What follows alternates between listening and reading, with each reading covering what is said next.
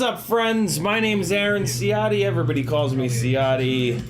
And you should go watch Super Deluxe. Super Deluxe is doing 10 $100 giveaways tonight. Here comes the link in the... that's not the right link. Yes, it is. Yes, it is. The link to Super Deluxe's live stream is in the chat. You guys should go watch them. 10 $100 giveaways. Go watch them. Tell him I say hello. Super Deluxe is an awesome guy. He's building the Bandolero, I think. I was watching it, but the computer apparently can't do that and play flight footage at the same time. That's why it was all stuttery. So I've got his chat going. Yeah, this is my full-time job. If you want to support me, head on over to CiottiFPV.com and click a bunch of buttons. There's some shit down here, thumbs up, whatever. Click stuff, you know what to do.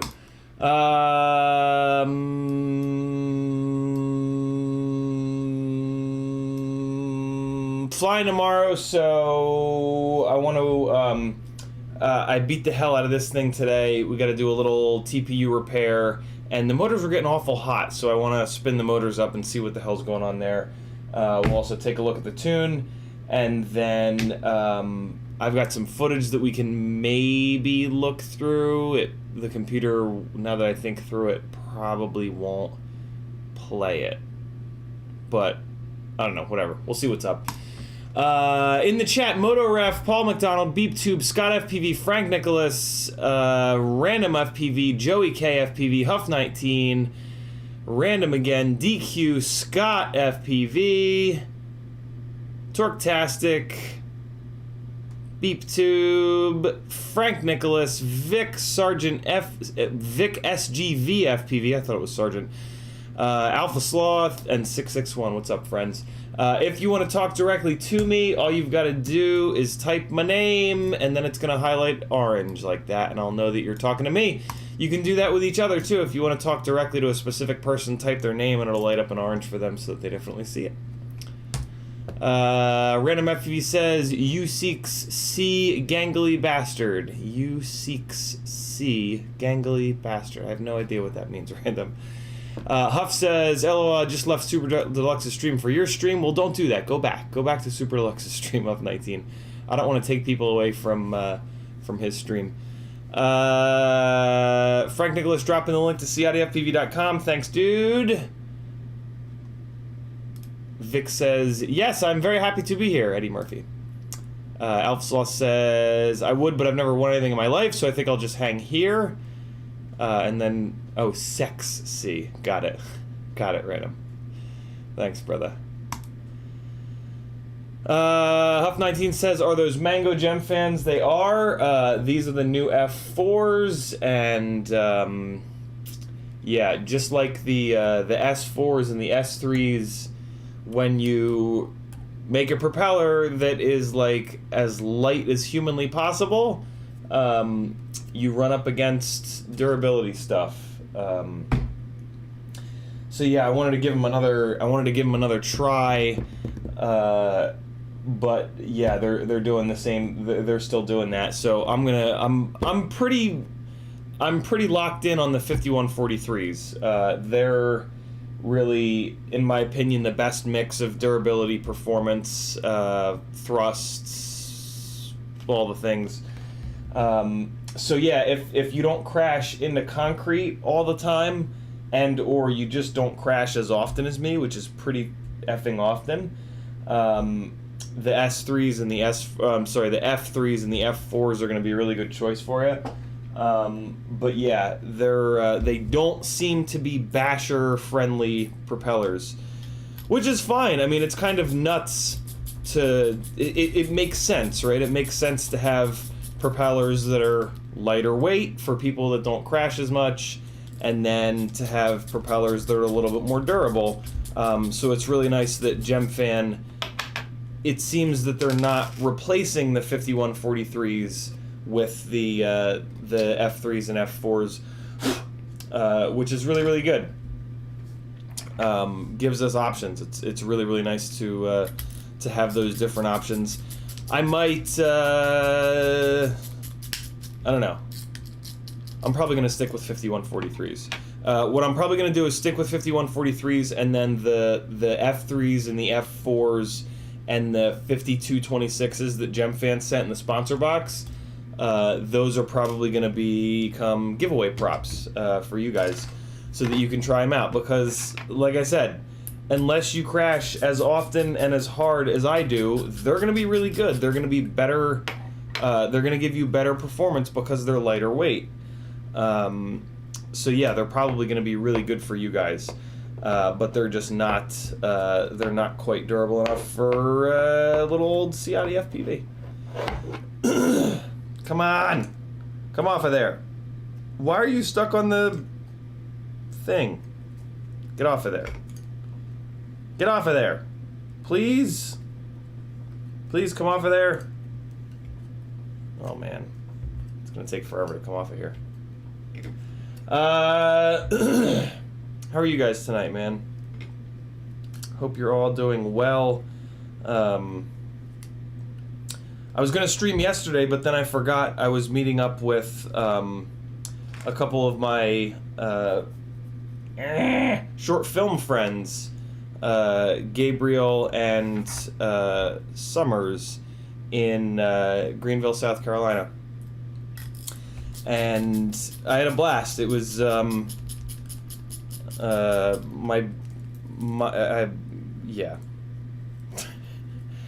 There was some shit that was planned for today that I was freaking the fuck out about. So it was really nice to just kind of get out of here and escape from reality and go see some incredibly cool people.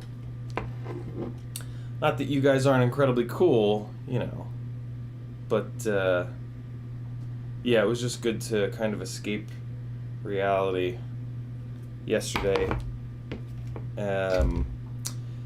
But then I came back. Scary things were waiting for me, but it's fine, whatever.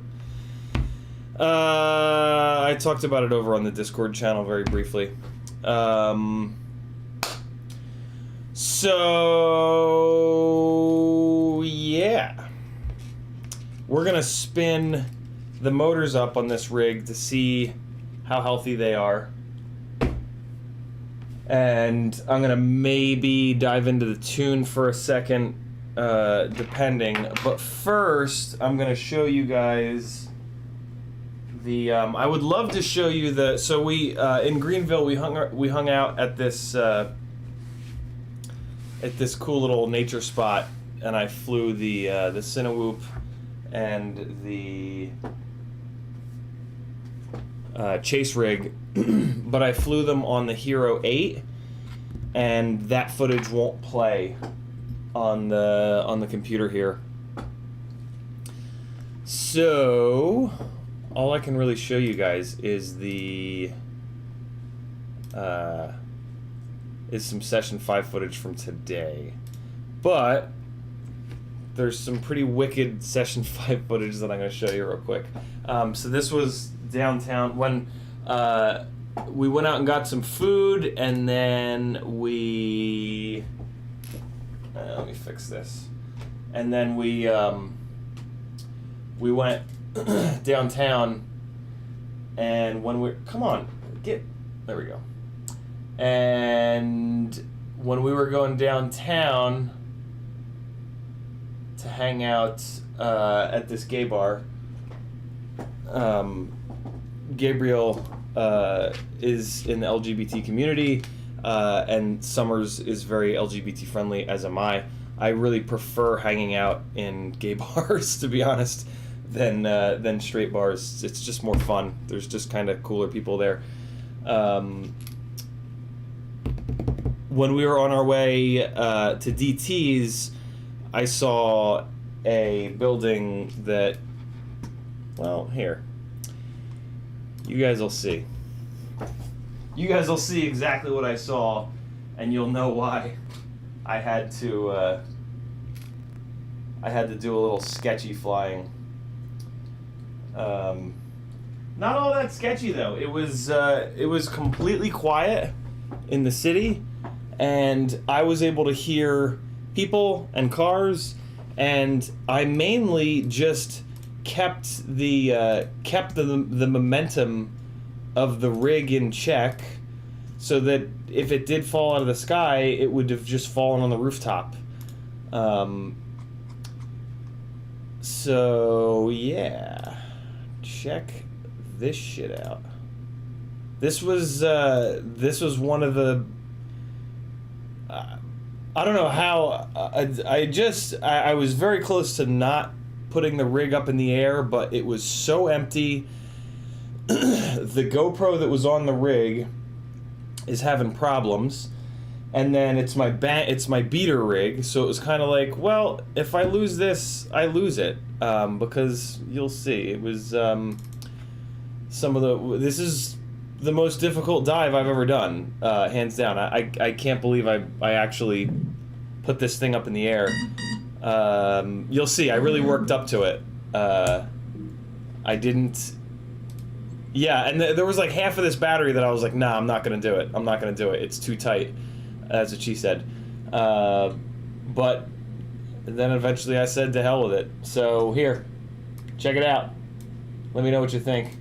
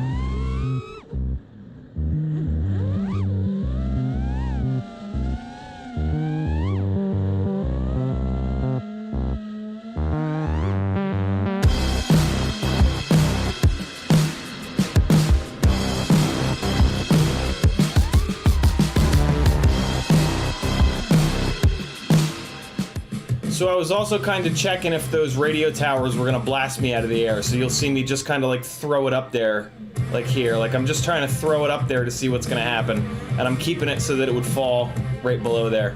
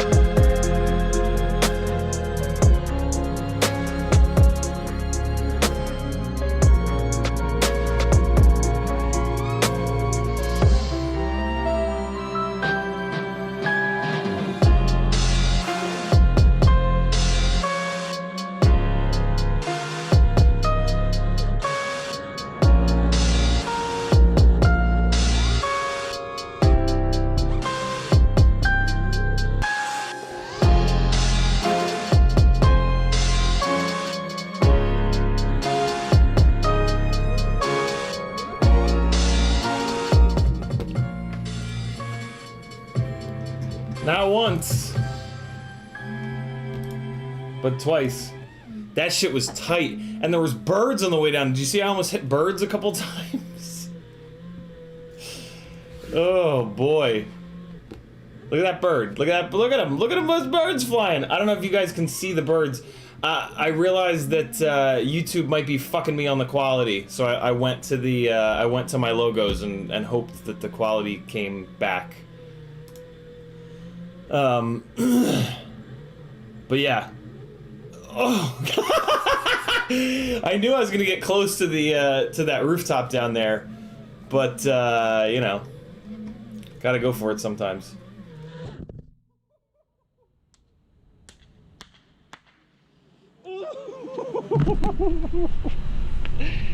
You gotta be shitting me with that one. Not once, but twice.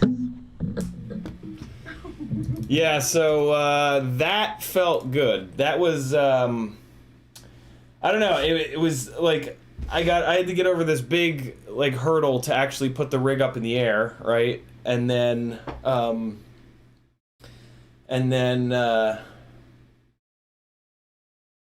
like once I got up there, like I think you guys probably kind of saw it, like when I put it into that gap and I backed it out of that gap, I was like, no. Like when I got into that gap and I could see like the texture on the concrete, I was like, no man, that's way too tight. That's way too fucking tight. Like there was probably only like, I mean, if the quad's this wide, like there couldn't have been more than like, you know what I mean? Like there couldn't have been more than that. Like it was real small in there. And then like I backed it out on that first one. I was like, no way. It's not worth it. The light's not that nice. But then I did a couple of those little test hits and those little test drops. And I was like, man, where I become okay is when there's an easy way out with the throttle. The suicide dive in downtown Atlanta that I broke the 2 rigs on that nobody's ever been able to do. There's no way out. You're fully boxed in concrete. But this one, I had that out. So as long as I had it remote, so like when you have a throttle out, right? When it's a little tunnel like that, if you hit, there's a good chance that the PID loop is going to come active and it's going to throw you out of it, right? If you're fully enclosed in the dive, like, and you hit, it's just going to push you into another piece of concrete that you smash. So that was eventually kind of where my head went, and I was like, yeah, it'll probably come out of this and then fall into like in front of the building or in the street. And I knew that there weren't any cars, so I was kind of like, all right, fuck this. This is why we do this. Like, these moments are why we do this shit. As a reminder, go watch Super Deluxe. He's doing $1,000 in giveaways tonight. So yeah, go watch Super. He's streaming a build. I'm doing boring shit tonight. I just needed people to hang out with because mental, yeah, whatever. I talked about it on Discord. So yeah, there was that. That felt really good. I tend to be kind of reserved with like big gnarly shit like that. But every once in a while, I'm kind of just like, fuck it. I've been flying a good amount lately, so I was kind of like, well, I've been flying a lot. I've been flying kind of decent lately. Let's see what happens. Let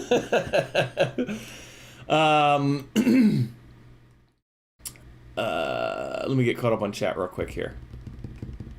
DQ says, have you seen Rosser's new video with his new game-changing idea? He's recommending to tape your VTX antenna down to your carbon fiber arms or run a stubby instead. I have, DQ.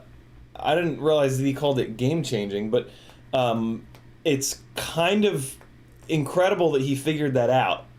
That's really important that he figured that out, because to have something on the quad creating vibes at 50 hertz and 80 hertz is real fucking bad. Real bad. So, man, huge props to Chris Rosser for figuring that out. I mean, how we deal with that problem, like, that's on us. Like, it's not up to him to tell us how to deal with that problem, right? And to tape our antenna down or run a stubby or whatever. Like, he's just making suggestions. I mean, the key there is that he figured something really important out for us, right? Like, really, really, really, really important. My antenna setups prevent that kind of a situation by running a very lightweight UFL antenna. So yeah, I do this direct UFL to the VTX because it saves about 10 grams. But in the process of doing that, there's this little antenna head, like, it is a little wobbly, but it's really lightweight. And it being lightweight and a short little run here, that's going to keep the vibration, the frequency that it vibrates at really high.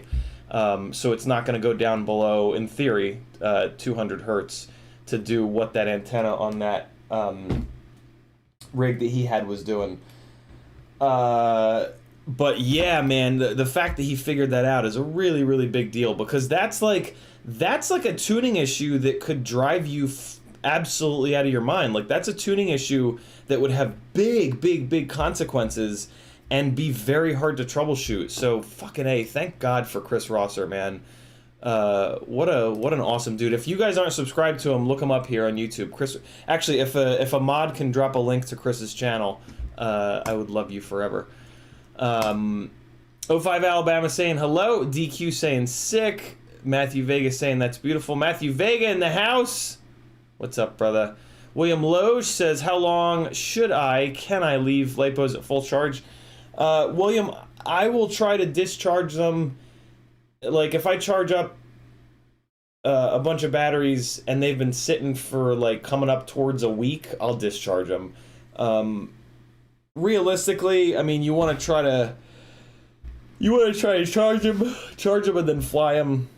But sometimes that's hard, right? You'll get rained out or whatever. So, I mean, if you leave them sit at full charge for like a couple days, you're probably fine. But I wouldn't get in the habit of like leaving them full charged for a week. If you leave them charged for a week once, you're fine. But don't make a habit of that. Just try your best to like charge them and then fly them and let them sit. It's healthier to let them sit at 3.6 or 3.7 after you've flown them to discharge them, right, than to leave them sit at 4.2. So just kind of keep that in mind, and just do your best. Don't lose your mind. You know what you should buy, though, next time you do an order, speaking of, next time you do an order, get yourself one of these little super cheap, tiny little Vi-Fly dischargers. They make these with an XT60 or an XT30. I now have one of each. Yeah, it's just a super simple little discharger. It takes a long time to discharge, but who cares? If you charge a bunch of batteries up and you don't fly them, just one by one hook them up to this thing, and it'll slowly discharge them, and then, yeah. And this is like $6 or $7 or something. It's really, really cheap.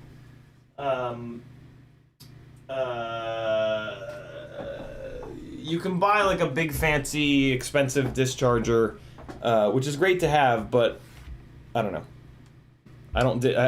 I try to force myself to discharge batteries by flying them, and so having one of those that takes like 12 or 14 hours to discharge a battery is enough of a punishment where it's like, well, I can't discharge all 8 of my batteries with this damn thing, so I better go fly some of them, but then like I'll take 1 or 2 of them and throw them on that, and yeah. 05 Alabama says 2250 or 2550 for freestyle. 22. Oh, KV. I was thinking motor size. I was like, what the fuck? Those are some big ass motors. For KV, it depends, 05, if you're on 4S or 6S. If you're on 6S, 2250. If you're on 4S, 2550. Although you could do the 2550s on 6S and just motor limit them down. You're going to have to really motor limit those down, though. You're going to have to motor limit those down to like 65%, and that's a bit much. So if it were me, I would do the 2250s, and you're going to have to motor limit the 2250s down anyway for success, but that's good. It's always good to motor limit down a little bit so that you can motor limit back up if you need more power. So yeah, if it were me, I would do those 2250s on 6S. Rob Oxison says, good evening, and he's got a badass 3D printer. Very cool. When was... I didn't miss Father's Day, did I? Oh, shit. Was Father's Day, like, just recently and I missed it? Oh, okay, no, it's coming up. Fuck. Okay, thank God. You scared the shit out of me there. Very cool, man. I will totally let you know. I now lost my place. Paul McDonald says, I envy that skill, bro. Hope to make it to that someday. Paul, I can help you out, man. I offer FPV instruction and FPV flight coaching over on my Fiverr store. I've been flying for a little over 4 years, 4.5 years or so now. I was a motorsport instructor for about 10 years previous to picking up FPV. So I really figured out how to teach people, how to coach people at something that's very difficult, something that has a very high skill ceiling. It's hard. It's hard to teach people how to get good at something that has that really high skill ceiling, but I have almost a decade experience of doing that, and the folks that have worked with me on the FPV instruction and coaching have, like, during the session, I can watch them get better. It's crazy. So yeah, I can help you out, and the prices are all 50% off right now over on Fiverr. For the flight instruction, flight coaching. So yeah, if you want to get a little bit better, I can definitely help you out. I have a bunch of drills that I send you guys out from the session with that you can work on. It's not just, like, I would say about 80% of it is stick time. It's just forcing yourself to just go fly every single day, either for real or in the sim. But it's also having a little bit of intention to your practice, like doing drills, doing the same move over and over and over and over and over again. And those are the things that I really help you guys out with. And yeah, I give you different drills that you can do that that will work on your, like, for example, like cross-coordinating the sticks, stuff like that. And yeah, just some stuff that I've kind of distilled down from thousands and thousands of hours of flying. So if you want to get better at flying, if that's one of the goals for you in this hobby, yeah, I can definitely help you out. And for a couple of bucks, you can give yourself a hell of a head start. You know, if you got like some local guys that are better than you, yeah, I'll help you out. I'll help you get better than them, and they'll be like, fuck. And then they'll start working harder, and then you'll have to keep working harder. That's the game. Rob Axelson says, dude, we're all human. That we are. Remy Tim is in the house. He says, I'm hanging out with Chomper in real life tonight. Very cool. You're going to love him. He's such a cool dude. Jason Crabtree says, can you please drop a link to the Thingiverse for that glide antenna holder? So this is actually an old Rotorius antenna TPU, but I can probably find something similar for you over on Thingiverse. Let me see here. Oh, wait, no. In theory, I have it. I just farted. In theory, I have it in my little saved area in Thingiverse. Let me see. Hold on. So if I go here, and then I go to my collections, and then things to make. God damn it. Did I really not add it in here? What an idiot. Maybe it's down the bottom. It's not going to be, but... I just recently found it on here.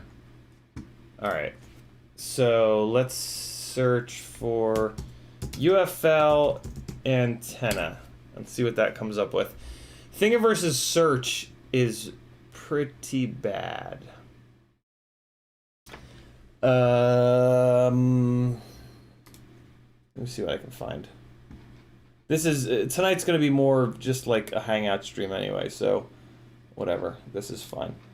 Let me kick this memory card out, and then I can play a little bit more flight footage for you guys from today in that little school spot that you saw in the opening of the live stream.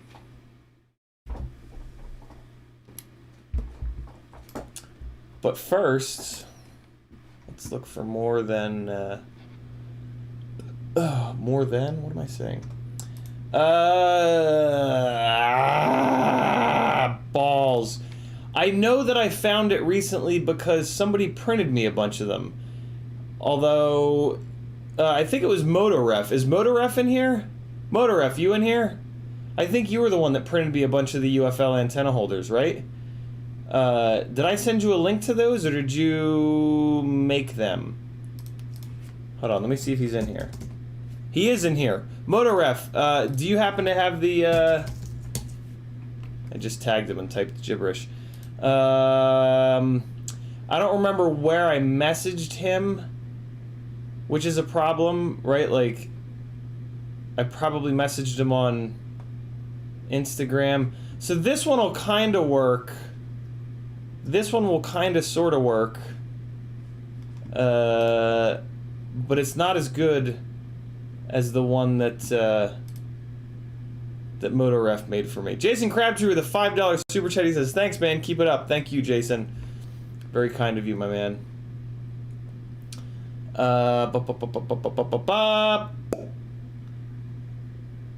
So let me try to find. Well, no, I guess that was it.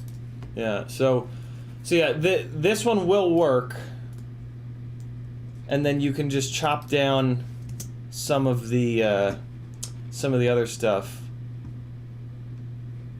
So let me just collect this and put it in things to make, because I do want to have a link to this. All right, so now let me look some more for the other thing. Huff19 with a $10 super chat. He says, "For your grind, gonna hit you up on Fiverr soon. I've been dabbling in whoop racing on Velocidrone." Very cool, Huff. Thank you, brother. Super generous of you. I really appreciate it, Huff. Very, very cool.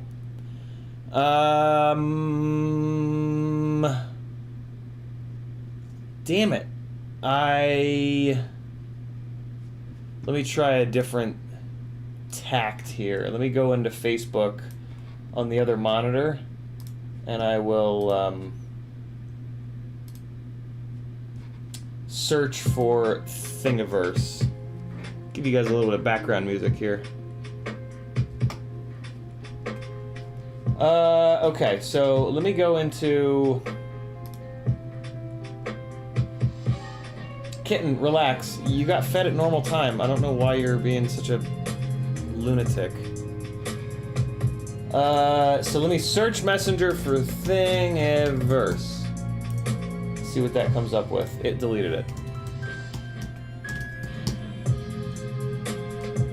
Oh no, that's Thungiverse. I want Thingiverse. Why does it delete it? Why? What the fuck?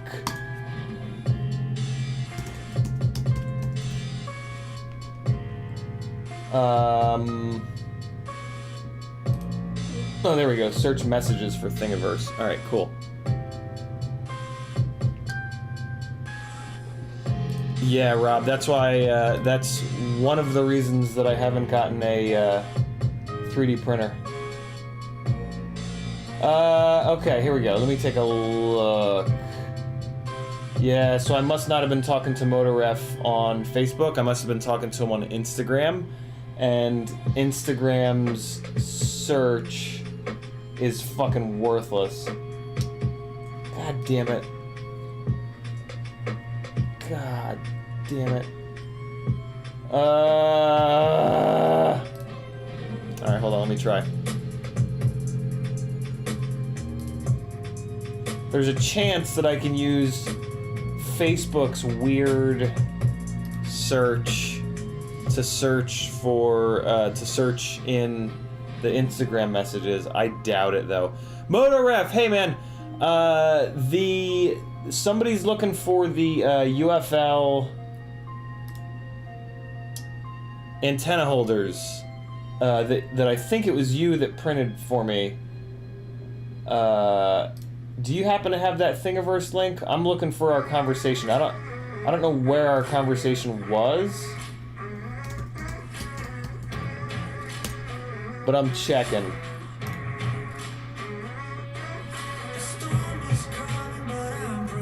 That's probably a little too loud. I'm gonna pull that down a little bit. Awesome. MotoRef will be able to find it. You know why MotoRef will be able to... This is gonna come off bad, but this is more about everyone than you, MotoRef.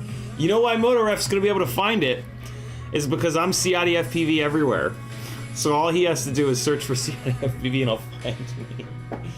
You guys kill me having like different names on Instagram and on Facebook and on Patreon and then on here. It makes it really difficult. So next time you guys are picking a name somewhere, do your favorite content creators a favor and just use the same name as often as you can, because then it just makes it easier for that person to find you. That is in no ways a ding on you, MotoRef. I get it. There was before I started doing this full time and decided like, all right, I need my name to be the same everywhere. I was the same. I had different names everywhere. So I totally get it. But as you make new accounts, just keep that in mind. It's gonna make other people's lives easier if you have at least similar names all over the place. Oh, that's a really good idea. Throw that discharger on your balance board. Good call, Jason. Jason Crabtree says, throw that discharger on your balance board. Man, it would take all month for it to discharge on there, but that is a really good idea. Let me get caught up the rest of the way on chat here. Rob Oxison said, oh, wait, we got that. Oh wow, Rob said it too. Can you use the discharger with multiple batteries on a parallel board? Yeah, you absolutely could. It would take eons to discharge them, but it would discharge them. DQ says, what's crazy is that we've been running our antennas like that for years and I've never had tuning issues, but my beef is that he's recommending for people to decrease their video range.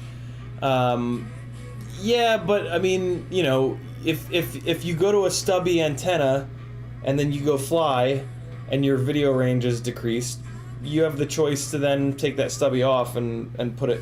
And so, and DQ, all that means is that you've been using antenna mounts that are stout enough on that rig, whatever the hell it was, the IH5 or whatever, on that rig, he calls out in the video, like, you know, the TPU mount that they send with this rig is garbage.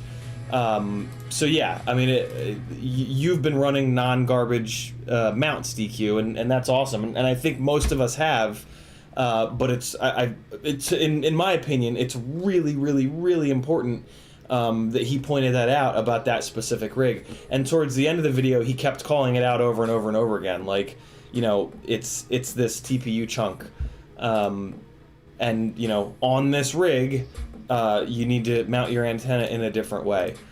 And yeah, like having a resonance like that down in those frequencies is real bad. So that's gold. And now it's on our radar, right? Like now it's something that we're gonna think about when we're doing a build, and that's even more valuable. So yeah. 05 Alabama saying thank you. You are certainly welcome. Huff19 says, have you ever gotten into FPV racing?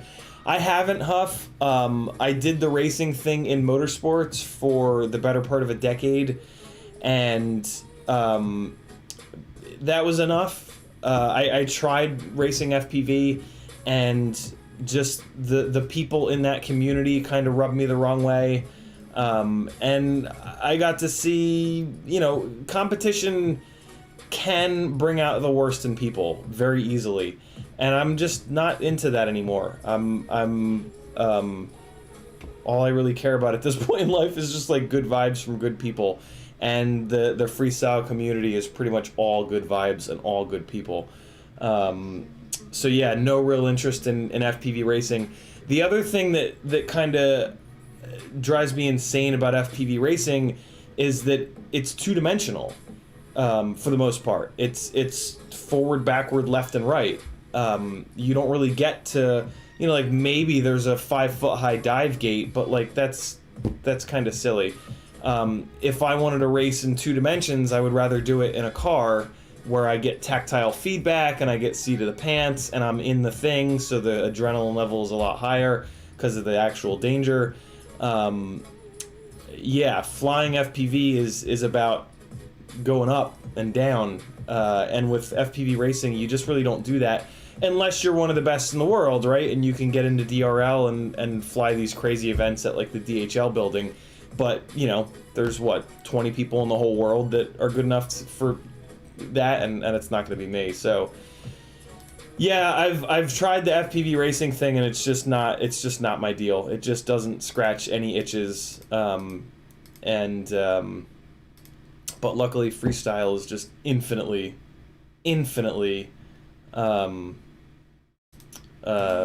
exciting for me.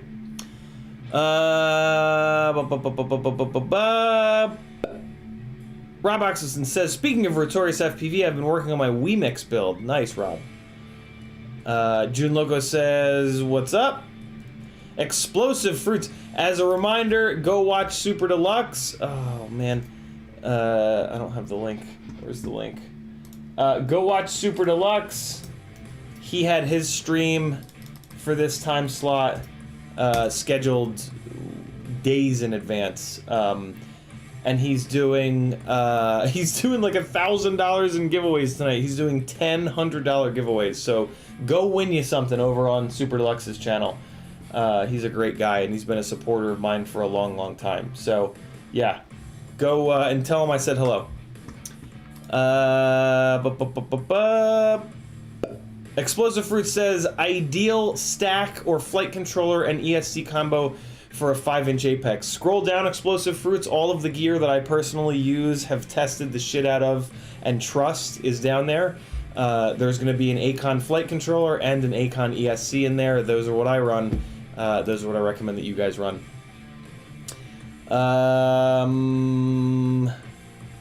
Rob Oxison says he's redesigning his fishing quad. What the hell does that mean?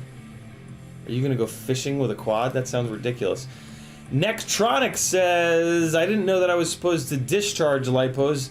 Now I have my all set of 1S batteries inflate. How can I deflate them? Can't deflate them, Nektronics. Once they it's called puffing. Once a lipo gets puffy, for the most part, you want to get rid of it as soon as possible, because they become kind of dangerous at that point. Like, they can 1S batteries probably won't shoot fire, but the bigger, like 4S, 5S, 6S batteries will shoot a pretty shocking amount of fire if they get too puffy and blow up. 1S batteries are probably fine, but get rid of them anyway, because they're gonna fly like shit.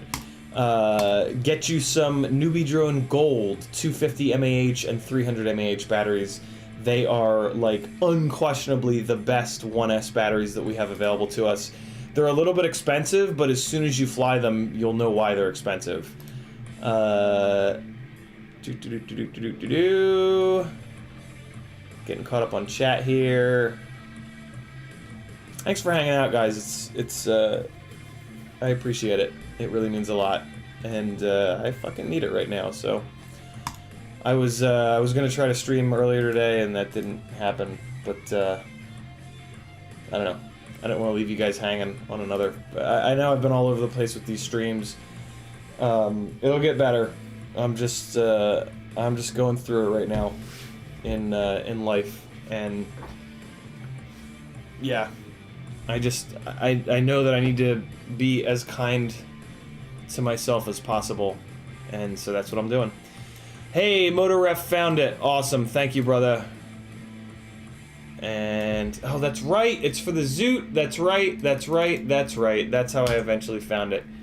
All right, it's coming up here. There it is. Oh, it is in my collections. God damn it. How did I not see that? What? It says that it's in my collections. Things to make. Am I blind? Oh, it's not showing a picture of it. Well, that's good to know. It is in my collection now. Okay, cool. Yeah, so this is the one. This is the one that I really like. Motoref printed me enough to forever, which was super, super, super cool of them, among other things.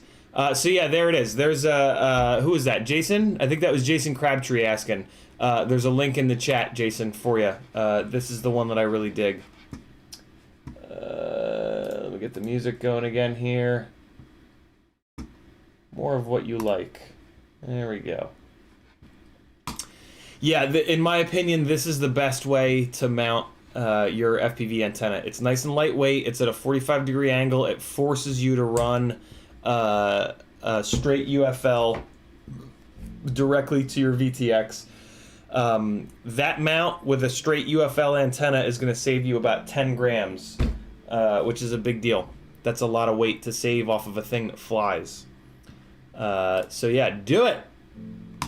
Do it. Alpha Sloth says, I'm all Alpha Sloth all the time. Thank you, Alpha Sloth. I appreciate that.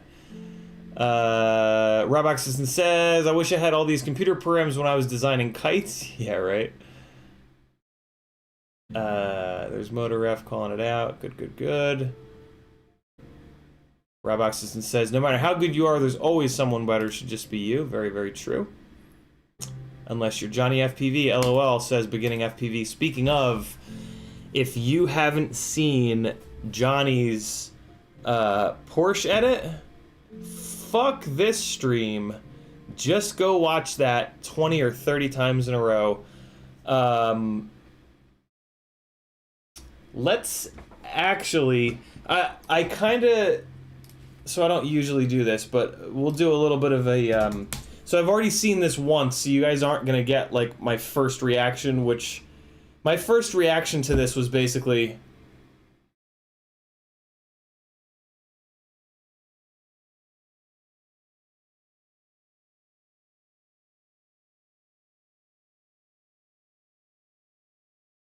for like 3.5 minutes. Did you guys think did you guys think the video went, the stream went down? But yeah, let me, I can't play the music because the music will definitely get me copyright blasted in the ass. But I should be able to play just the video of this. I mean, this is a whole different thing.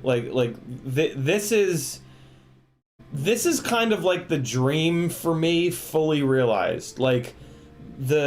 So I have this background in shooting stills for almost 20 years. And then in college, I was a TV radio major, and I was in college like almost 20 years ago now. Well, yeah, I guess it was 20 years ago. Jesus. And digital video was like brand fucking new back then. Like we were still shooting on DV cassette tapes, but it was at least digital. And so like this weird background that I have, right, in like shooting film, not film, but shooting video and shooting stills, and then racing, right, like motorsport. When I first got into FPV, there was just this like ethos in my head of like, what if we could like really combine this shit with cars? And like it's always kind of been there, and like I've done a bunch of the drifting stuff. It's one of the reasons why my drift edits have like so much time and effort put into them. And this is it. Like this is the full realization of like what is actually possible with FPV rigs in such a beautiful way. Like arguably the best pilot on earth, probably one of the best editors on, not really, but like absolute top-notch editing, top-notch sound design, like big budget, crazy locations. Yeah, this is kind of perfection. Like this FPV edit, I don't think will be topped for a long, long, long time. Maybe it's just because I'm a car nerd, but like This is nuts.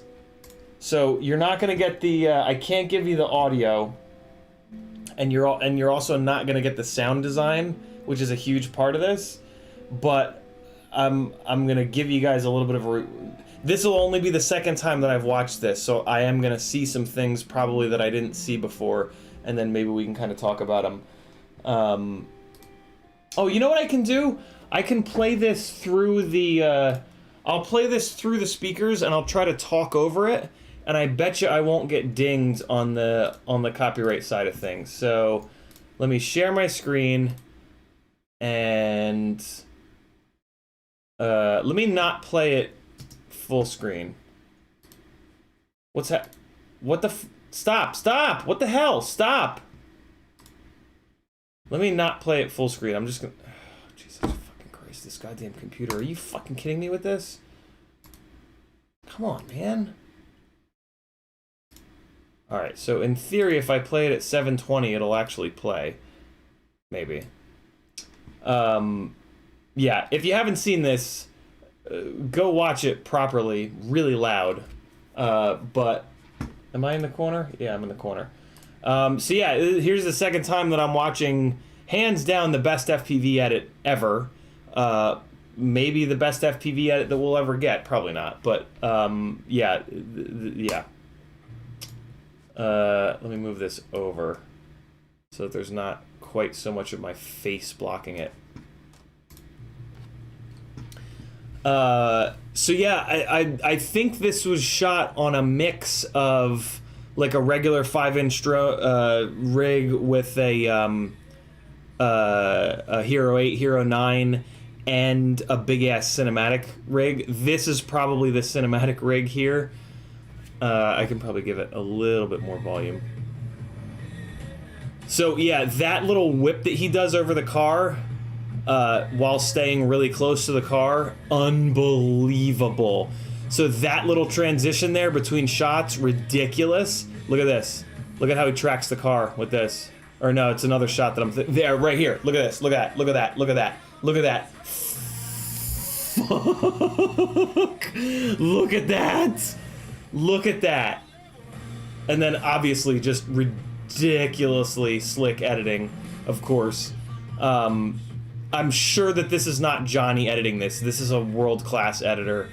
I absolutely love that we're starting to see FPV footage being worked on by world-class editors. That shit. Come on, look at this. The rig got beat to shit from this, but come on.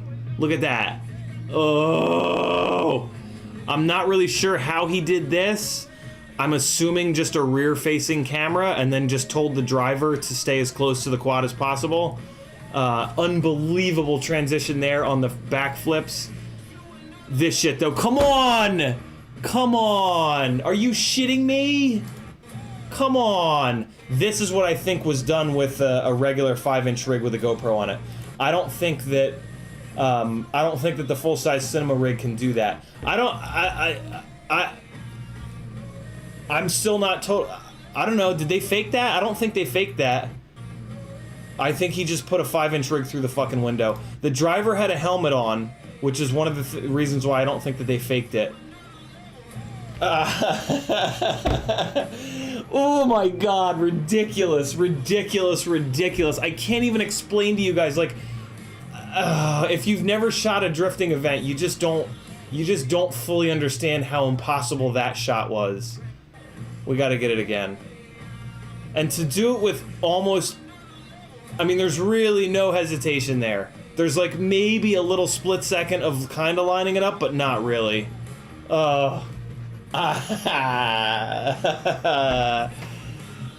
Another level indeed. The at that point in the video, the song says another level, and like, yeah, kind of perfect. Some of these like that transition, come on. See, and this is where we get into like planning. Like that's planning right there. That's not like trickery. That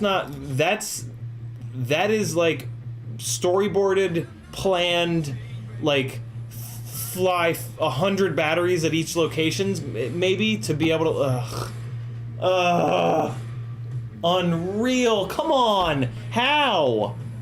That's like, think of the frame rate. Think of the frame rate that this is at, right? This has got to be 120 frames a second. It has to be. Probably more. Probably 204. No, I guess you could maybe do this with 120 frames.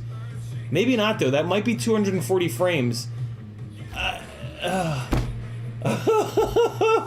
Unbelievable. So this is more than likely. This is more than likely with the cinema rig, so that they can really crop in tight. Like, cause I don't think he's that close with like a 5-inch rig with a Hero. And this is one of the big things that those cinema rigs can do, is you can crop like crazy like this. So I have to assume that's the cinema rig, and then fuck. Are you kidding? Like, like back and forth. Like, what? Right? Back and forth and back and forth and back and forth, and like another level indeed. Oh, look at him picking up a little bit of the turbulence there. So when you drop down into the wake of the car, the dirty air of the car, there's no way that you can get around that turbulence, but it actually looks really cool, and I love that they put it in there. Look at that timing. Look at them timing this out with the fucking with the sled dogs. Come on. Come on. Come on. And then a little bit of reversal. I assume that there's a sneaky... yeah, there's got to be a sneaky transition in there, because this is now reversed footage. I mean... Like...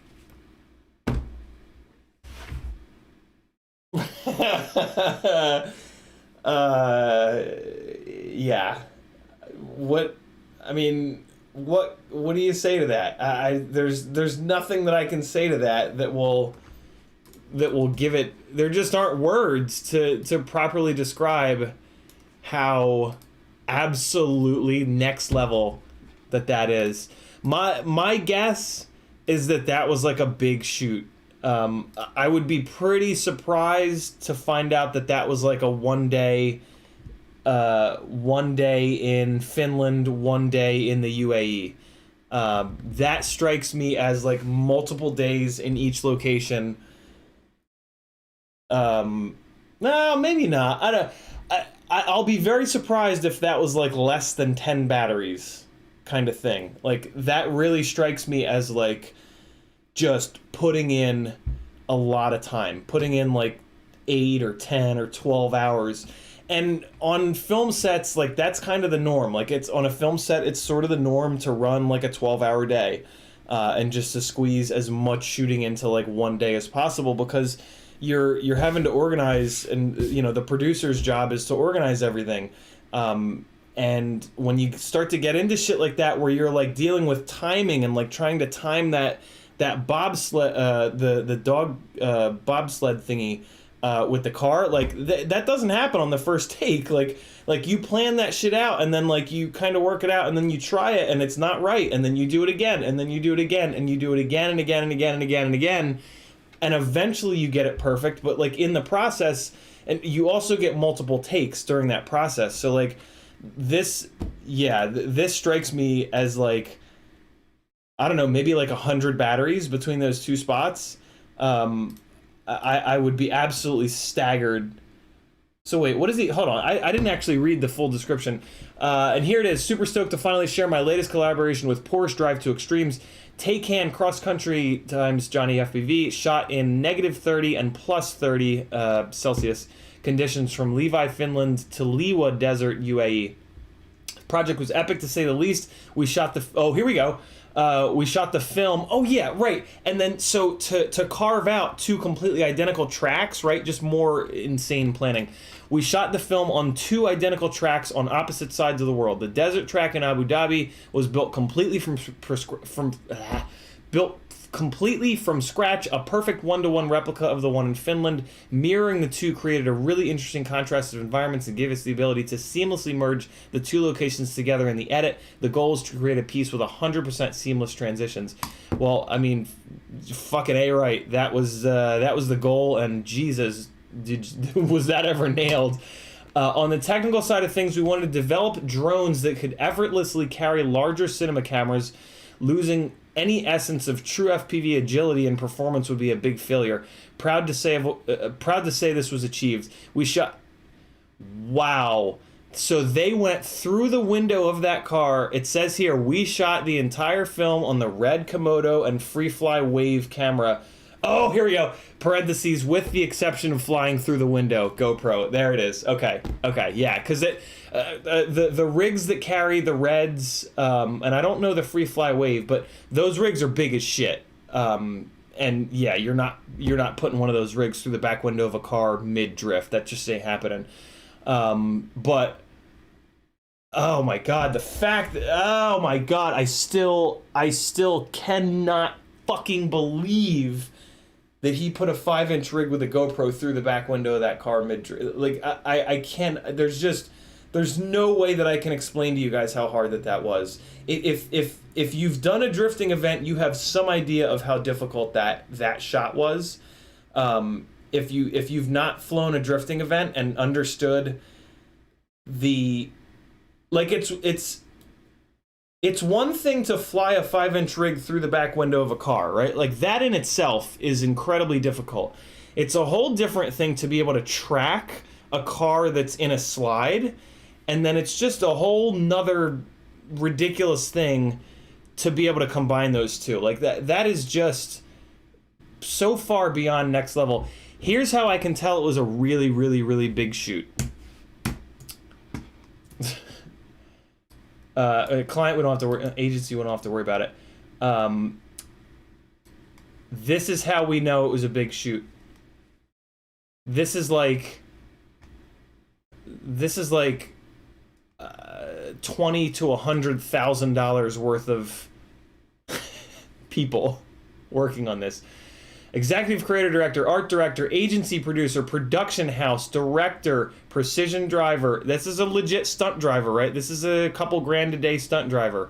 EP, another EP, producer to schedule everything and put everything together and plan everything.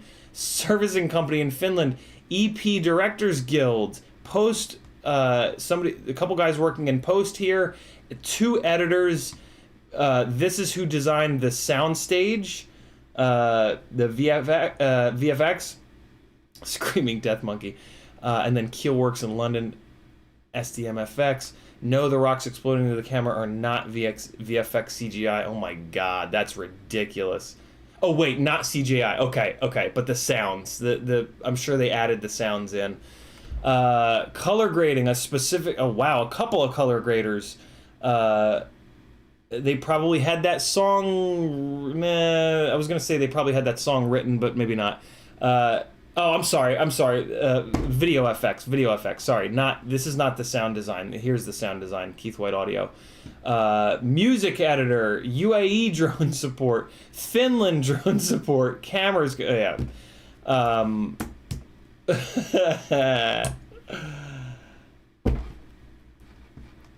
Outrageous. Out-fucking-rageous. Beginning FPV, thanks for mentioning Johnny FPV. Let me get caught up on chat. I'm behind on chat. You guys are probably talking about that, maybe asking questions. So we're gonna come back to that. Let me get caught up on chat real quick here. What's it at? Oh wow, it's only at 78,000 views. That's bullshit. That should have. You know what's really sad is that this video, maybe when Porsche pushes it out, it'll get a huge amount of attention. But like. This should have more views than any other FPV video, but it won't. Unfortunately, it won't. 848 comments though. That's pretty gnarly. All right, let me get caught up on chat here. YouTube did the thing. Now I gotta find my spot. Blah blah blah blah blah. BeepTube says I see a lot of guys running Cinewhoop style 1408, 1507 motors on 3-inch for freestyle. Any thoughts about that? Just built a 3-inch with the new Green Mamba 1404s. Yeah, the previous to all of these new wide motors, 1408s and 1507s were all we had. A lot of people don't really pay attention, so they just go with whatever's out there. The 1408s and the 1507s don't fly well. It's a bad motor size. So yeah, it's just kind of like old school. It's what we thought micros needed. It's not. I always knew that it wasn't what micros needed, but you know, I'm a little bit unique in that I've focused on micros a lot over the last 4.5 years. But yeah, the 1408, 1507 only makes sense on a racing build. If it's not a racing build, it's not a good. That's not a good motor size. Don E with a $2 super chat with a little heart. Thank you, Don E. I appreciate that, brother. Driftaholic says, "Have you tried 4.3 yet? Been tinkering around with it, and I've been able to really trim the filtering compared to 4.29 with the new notch stuff." I do have 4.3 on one of these rigs. I was really impressed by the P-gain being introduced into anti-gravity. Unfortunately, the flight controllers on all of my other rigs don't have a nightly of 4.3 for those targets yet. So I've only been able to try it very briefly, but I'm really excited for the stable 4.3 release. The new anti-gravity works really, really well.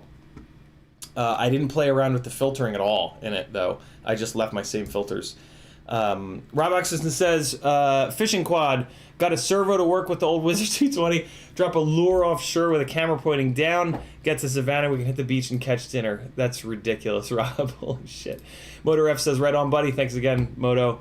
June Loco with a $4.20 super chat. Thank you, June Loco. He says, here's a little something, my bad, it's not much. Get the hell out of here. That's a lot, June Loco. Every dollar helps a ton, brother. Don't get it twisted, as the cool kids say. Do the cool kids still say that? Probably not. Beginning FPV says, you do you first, man. We'll be here regardless. I appreciate that. Beginning. Nectronics with a $5 super chat and a little pair guy that's dropping the mic. Thank you, Nectronics. Very kind of you. As a reminder, go watch Super Deluxe. He's doing 10... Oh, that's not the right link. He's doing 10 $100 giveaways tonight. There's the link. Go watch Super Deluxe. Tell him I said hello. King Turkey says, of course we're here to chill. What better of a nightcap is there? Thanks, King Turkey. Rob Axelson says, okay, so play it. Jason Crabtree says, interesting about drama in motorsports. The people in all the competitive stuff I've done have always been super cool. Cycling, running, small sailboat regattas. Yeah, I mean, I don't know. I'm a very sensitive person, so I'm probably being overly sensitive about it because that's, you know, just the way I am. It's the way I'm wired. Rob Axelson says, I was shooting film in college. Rob Axelson says, post a link. Oh, God, yeah. Here. Sorry, guys. Here's the link to Johnny's video. Baldman FPV says, Johnny FPV, hey, Baldman, I'm shipping your propellers out tomorrow. Sorry for the delay, brother. I've just had some shit going on. Tim Coker says, the article I read earlier said he was on a red camera for most of it. The only shot GoPro was through the window. Rob Axelson says, just remember it wasn't one take. He also says, no, it's CGI. It is not. If we're talking about the through the window, I'm not thinking that anything in there was CGI. Although maybe. Because they had a bunch of people working on VFX, so maybe there was some CGI stuff. All right. But Rob Axelson says, remember Jurassic Park? Of course I remember Jurassic Park. Speaking of Jurassic Park, when I was out today, so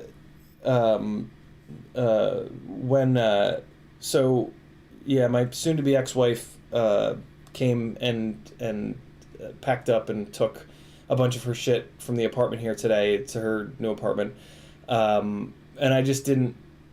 I just really didn't have it in me to. She wanted me to help and see her new place, and I just didn't have it in me. I'm just not. I'm not there yet. So I spent the day out, and when I was out, I went to Target at one point, and there was an Isuzu tracker that the guy had put. He'd vinyl wrapped like the Jurassic Park Jeeps, and it was just perfect. And then the license plate was, I forget the license plate. It was like Jurassic or something like that. But yeah, that was pretty cool.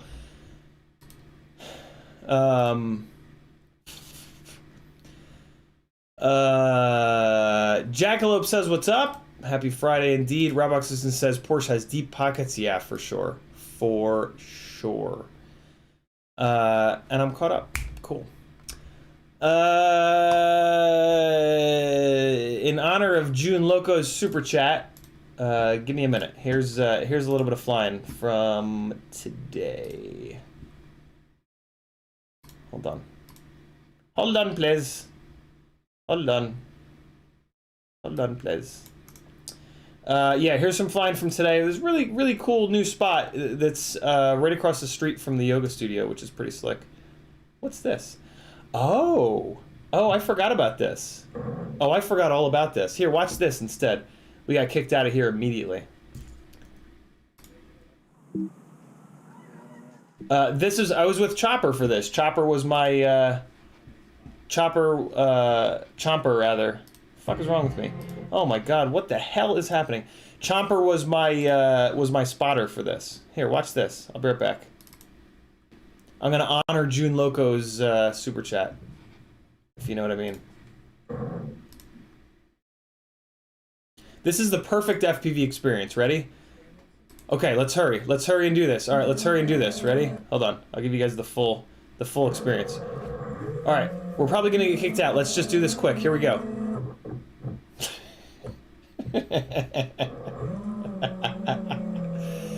And it did, and like I would have just kept going, but I'm like, no. I gotta at least check to see that the propellers aren't bent. So I checked them real quick. Here we go. All right, for real this time.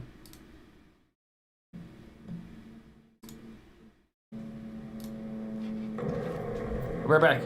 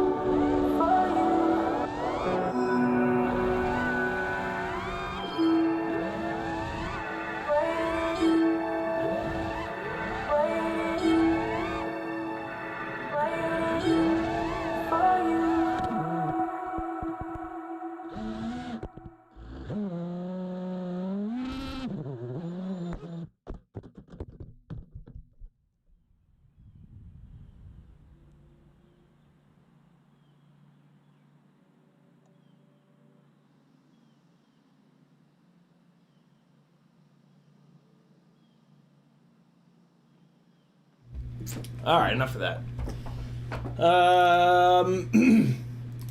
Yeah, shit. I didn't even I didn't even watch that little Mercedes-Benz Stadium rip. I didn't get to watch it just now because I was peeing. But shit. You know, and like a total dumbass, I didn't even dive down the face that has the Mercedes-Benz logo. I didn't think we would get kicked out quite so quick though, so I was just trying to get some like sort of coverage of it. But yeah, man, that should have been the first thing that I did. I should have went right over to that side and dove down the Mercedes logo.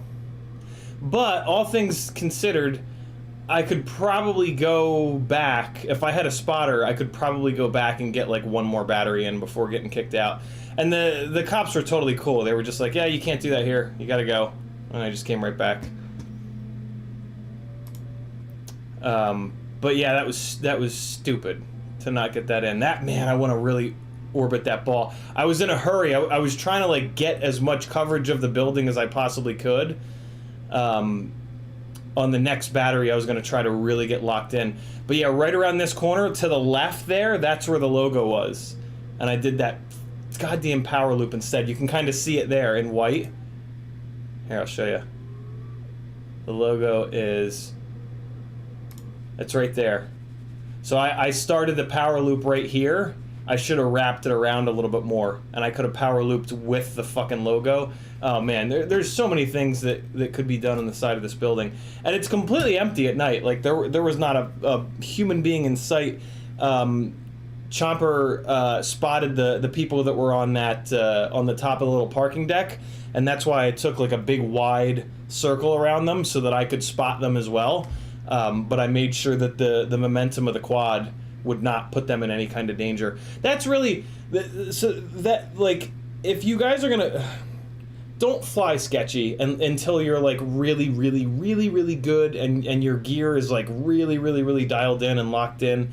But like that's a big part of flying a little bit sketchy, is that you just always want to, like, you just have to pay attention to the momentum, so that like the mindset needs to be, if the rig shuts off right now and fail-safes to the ground, will I kill someone?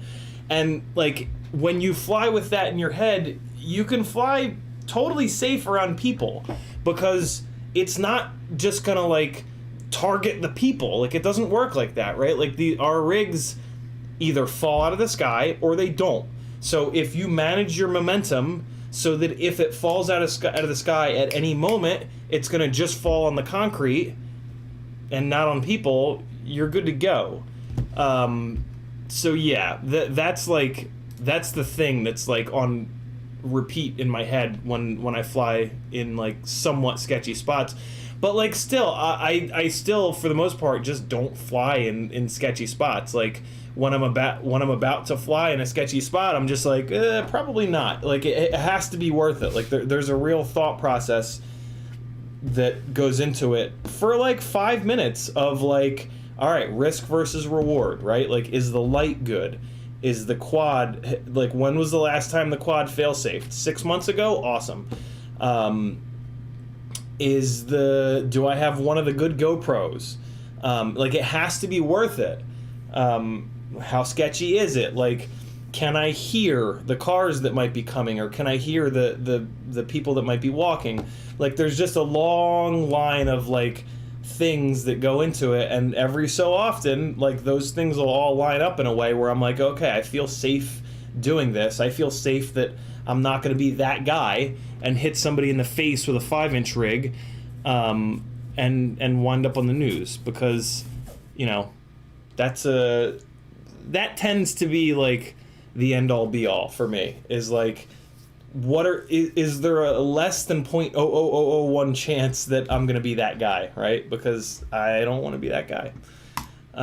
So yeah, I don't know, keep that in mind. But to be really honest, just don't fly sketchy shit until you're like really good, and you have like gear that's really good and really locked, you know what I mean? Like those are two of like the biggest things, because there's nothing sketchier that, like, what really freaks me out is when I see somebody that's not good flying a sketchy in a sketchy situation. That's the shit that's gonna get us on the news. You know what I mean?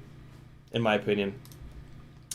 Rob Axelson says, do yourself a big favor, see her place, tell her things happen, and keep her friendship. My therapist kind of thinks the opposite, Rob. So yeah, I don't know. It's a much more confusing situation than I haven't told you guys much. I'll put it that way. So yeah, I appreciate you wanting to help, but it's not that. It's not anywhere near as cut and dry as what you guys probably think it is. Because yeah, I just haven't told you the sequence of events, which has been pretty fucked up.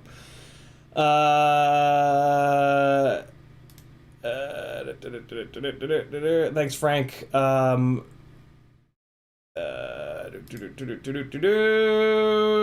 right, getting caught up. Alec Dvornik is in the house. He says, you want me to print that part for you? You linked to, or was it for someone else? It was for someone else, Alec. I appreciate it, though, man. MotoRef actually printed me enough of those little mounts to hold me forever, which is great. Rob Oxison says, trick, find out what time they kill the lights, subtract 20 minutes, $50, says Atlanta PD is gone. Oh, that's interesting. I never thought of that. Esk Grace says, Foxy or T-Rex, yay or nay? You know, Esk, the image quality of the T-Rex is really good, but recently when I did a, hey, there's Chomper and Remy Tim are hanging out, very cool.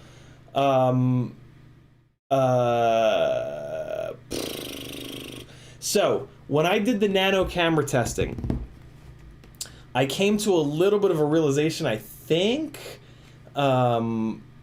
The Jackalope, stop it, everybody stop, everything's cool, stop, for real, stop.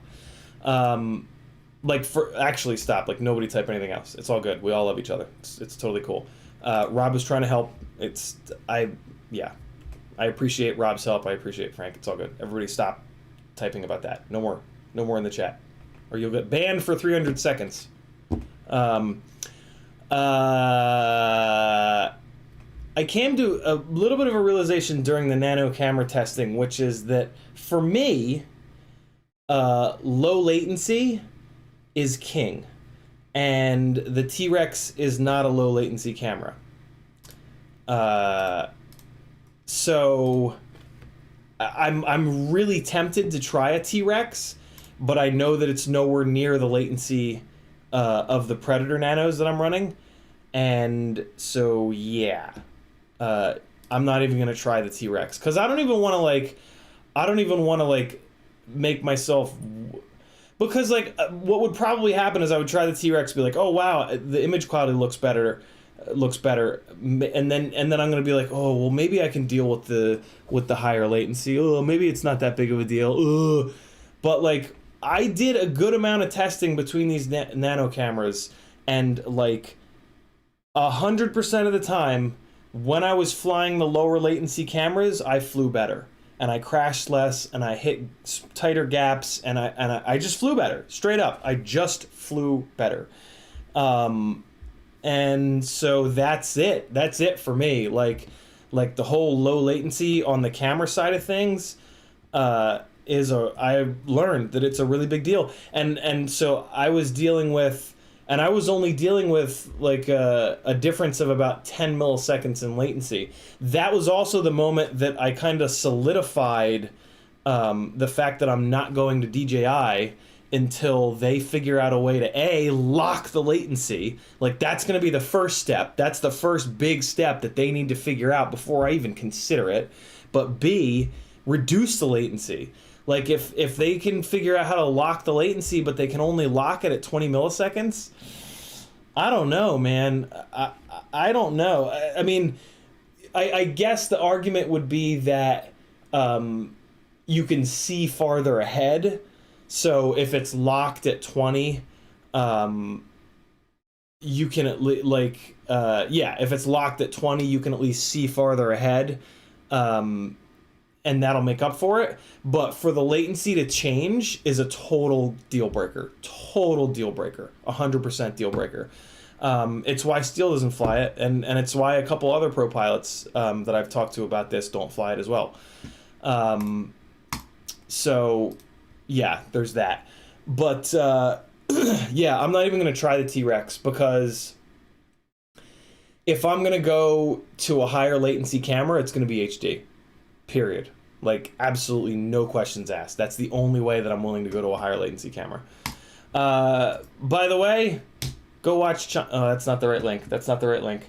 Go watch Super Deluxe. He's doing 10 $100 giveaways over on his live stream. He scheduled his live stream days in advance. I'm not doing anything interesting here anyway tonight. So yeah, go watch Super Deluxe or else. And tell him I said hello.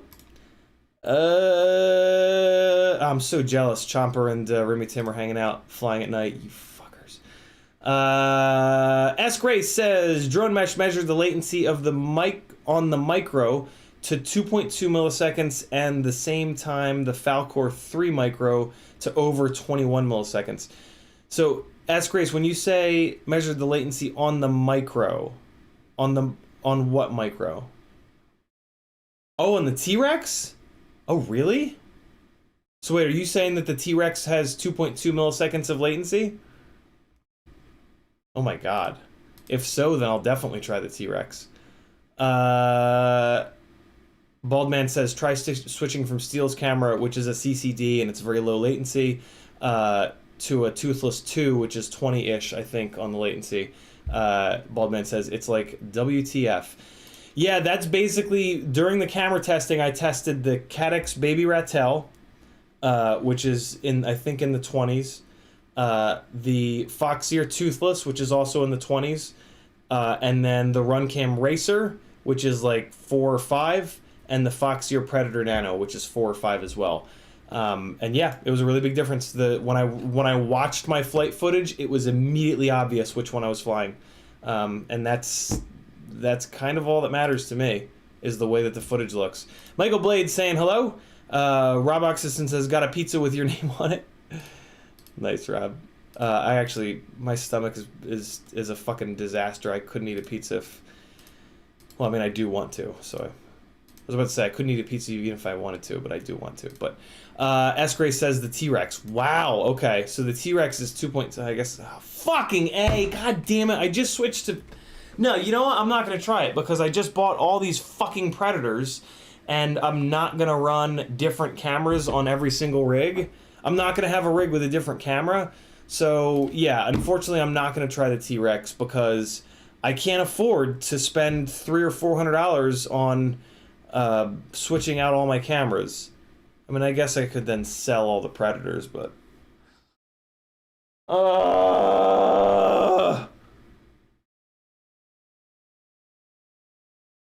I don't know. Analog looks like such shit anyway that it...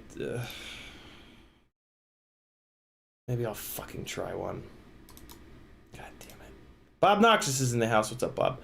Crash Panda's in the house. He says, I'm in the middle of the build now. Gotta get 5-inch in the air for tomorrow, but he's super excited about getting to fly with you. Yeah, right. That's what I wanted to do tonight, is fix 5-inch shit so that I have 5-inch shit ready for tomorrow. So I don't really need to fix these, but I do need to get these Moonlight propellers off. So let me do that while I'm still getting caught up on chat. Alec Dvornik says, Superlux doesn't curse enough while he builds, so I'm back.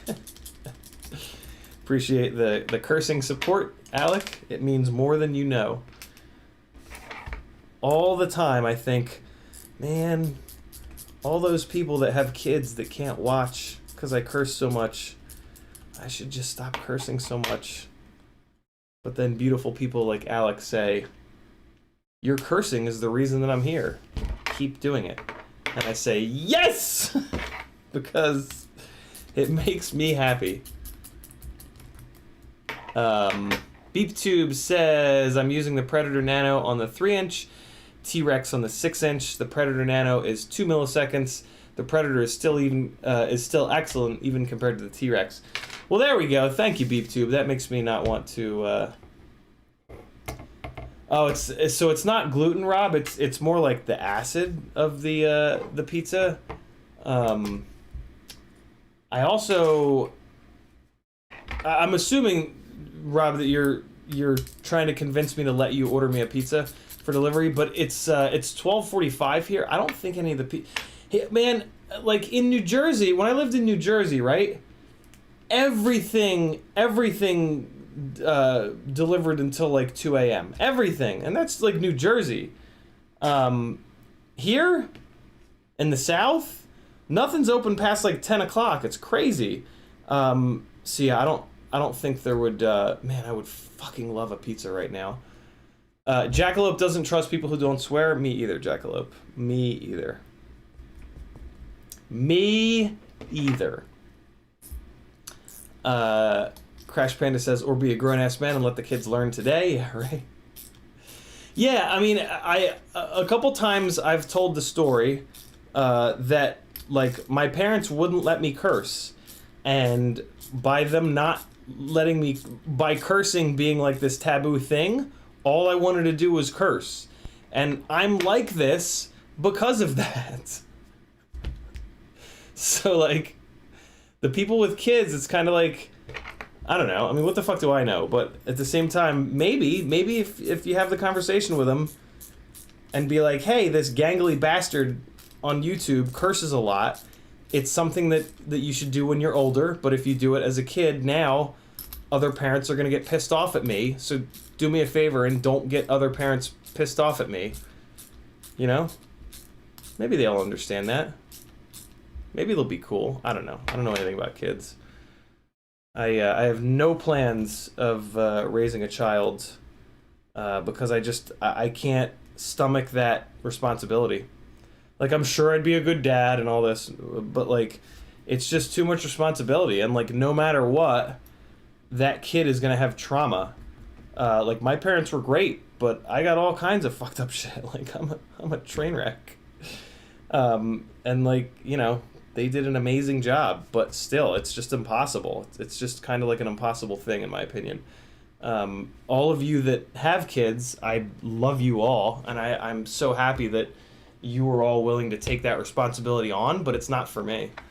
Like, I'm not saying that you guys did the wrong thing in any way, shape, or form. I fucking love that there are people on this earth willing to raise children for, you know, the good of the human race.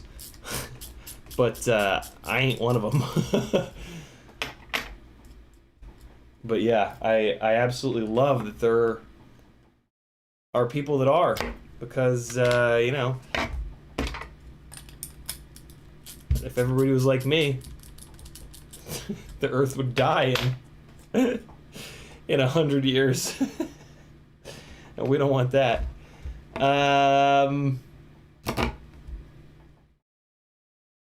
Ask Ray says, it's the threatening that keeps me here. Afraid to get hit / killed / burned by CiottiFPV. See, I knew there was a reason that I threatened you guys. It's the reason why some of you have stayed. BeepTube says, also the T-Rex is 19... Oh, right. That's why I haven't tried the T-Rex yet. It's because they don't make a nano version of it yet. When they make a nano version of the T-Rex, I will try it, though. Because I have been pretty impressed by the... I saw one through my goggles, and I was like, oh, okay, that looks pretty good. But yeah, they don't make a nano T-Rex yet, and I really like these the glide on 15mm standoffs. It's really strong. I have not bent a single standoff since I switched to 15. The tune that I sent to Bob and Chris Rosser, they said it's hands down the cleanest tune that they've ever seen from a glide. And that was from my Basher glide on 15mm standoff. So I don't know, maybe the 15mm standoffs probably didn't have anything to do with that, but maybe they did. I don't know. Yeah, the 15 mil standoff thing is really working for me, and I'm not ready to let it go yet. Especially because you can't go from 15 to 20. You got to go from 15 to 23. Well, no, maybe it depends on the shape of the T-Rex case. But yeah, I'm really digging the 15 mil standoff setups that I've got going on right now. All right, what else we got going on here?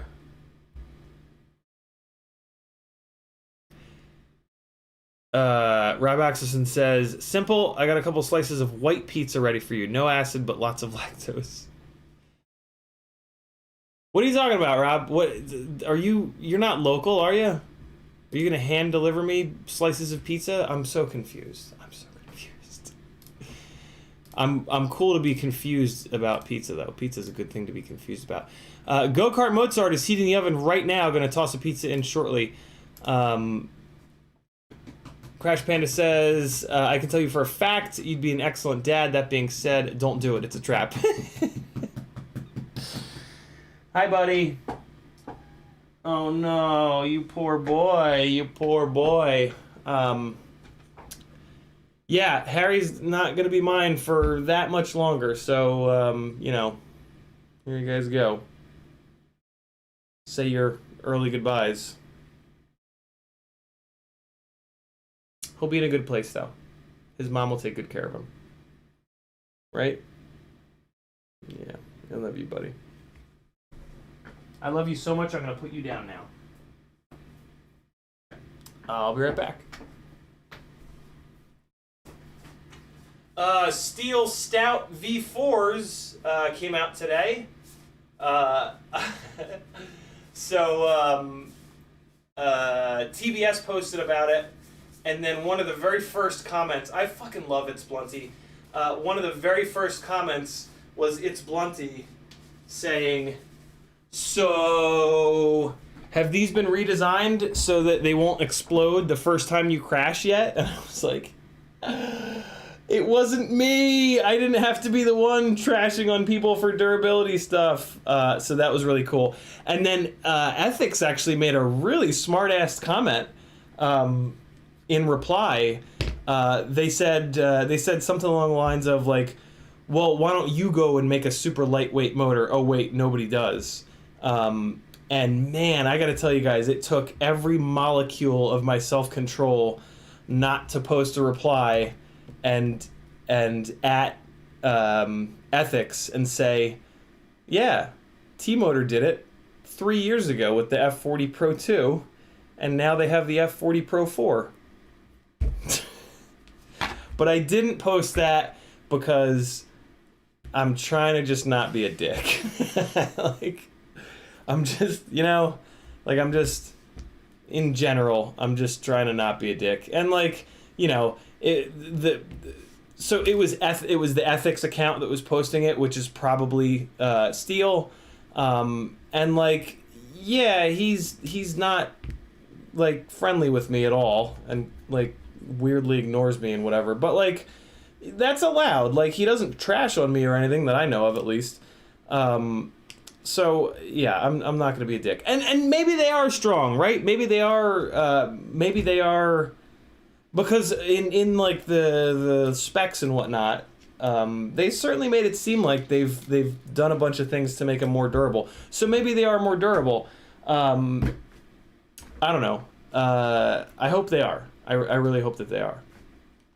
But, you know, until I know that they're more durable, until I hear from multiple people that they're more durable, I'm not going down that road.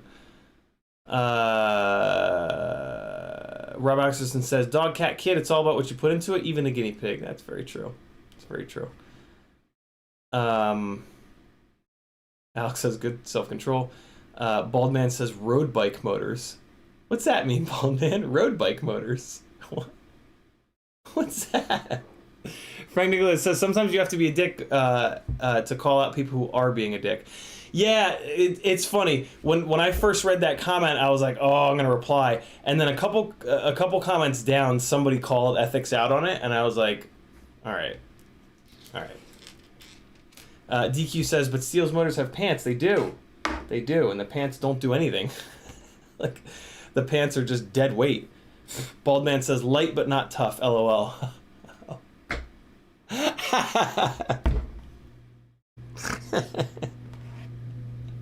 Nice.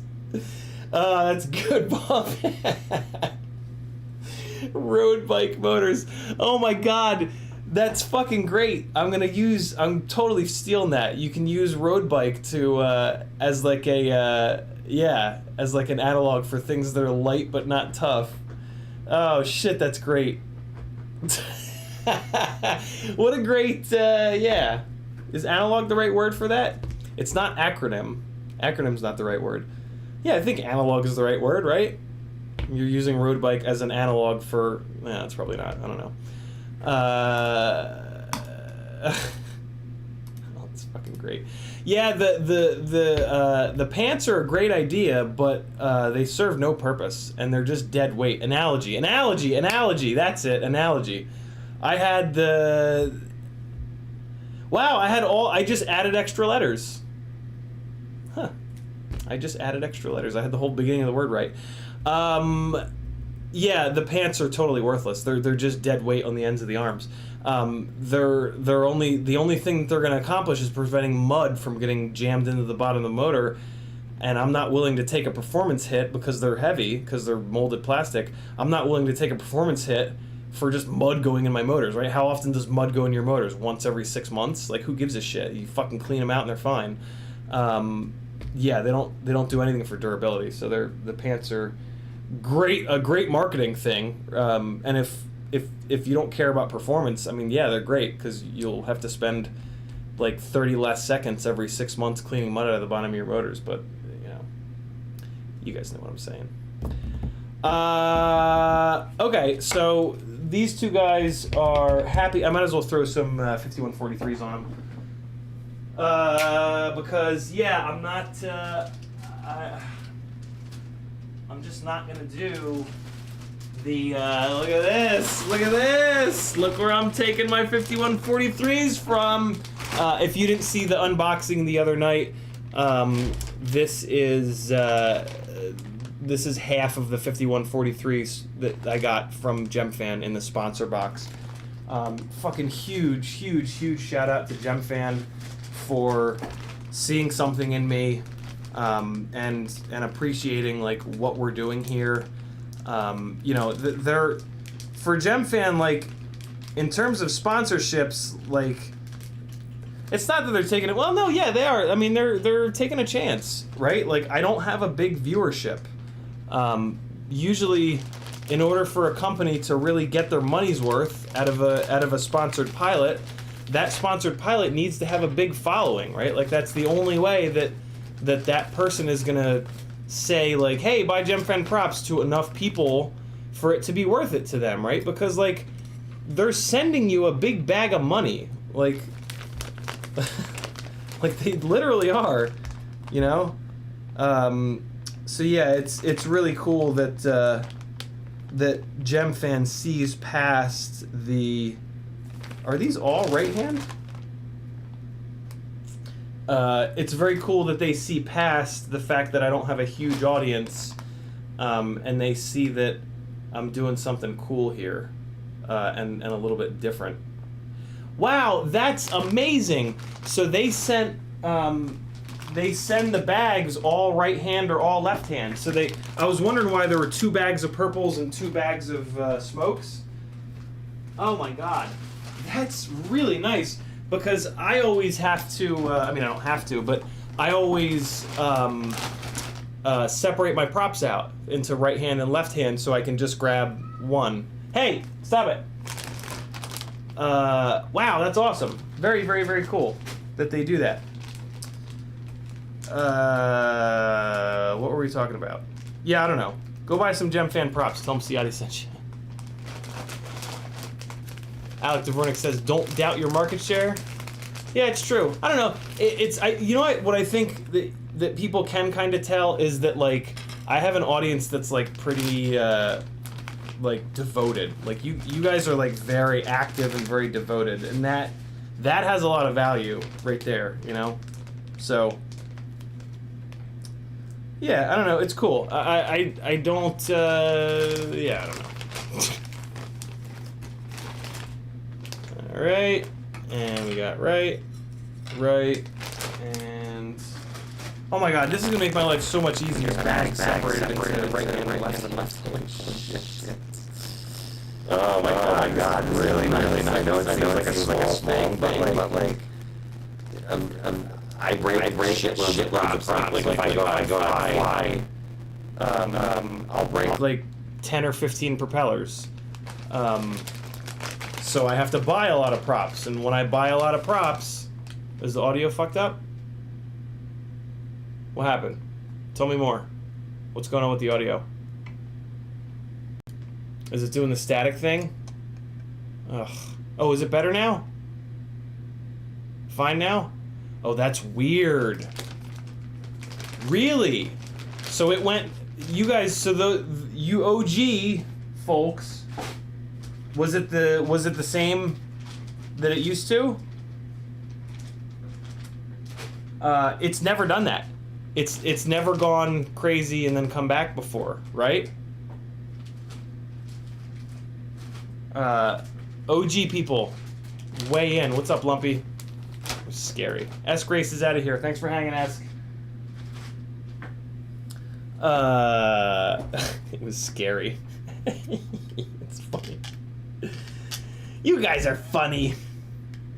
Funny fuckers. Did the bag touch the audio cord like a static transfer? Nope, nothing happened, Paul. That I didn't touch the desk. I didn't that means it's 100% like software related in some weird way. I think it's related to Chrome. Oh, Alex says he's never heard it sound like that before. Oh, that's interesting. What else could it be? There's no dropped frames in OBS. Strange. CPU is only at 12%. Weird. I wonder what it was.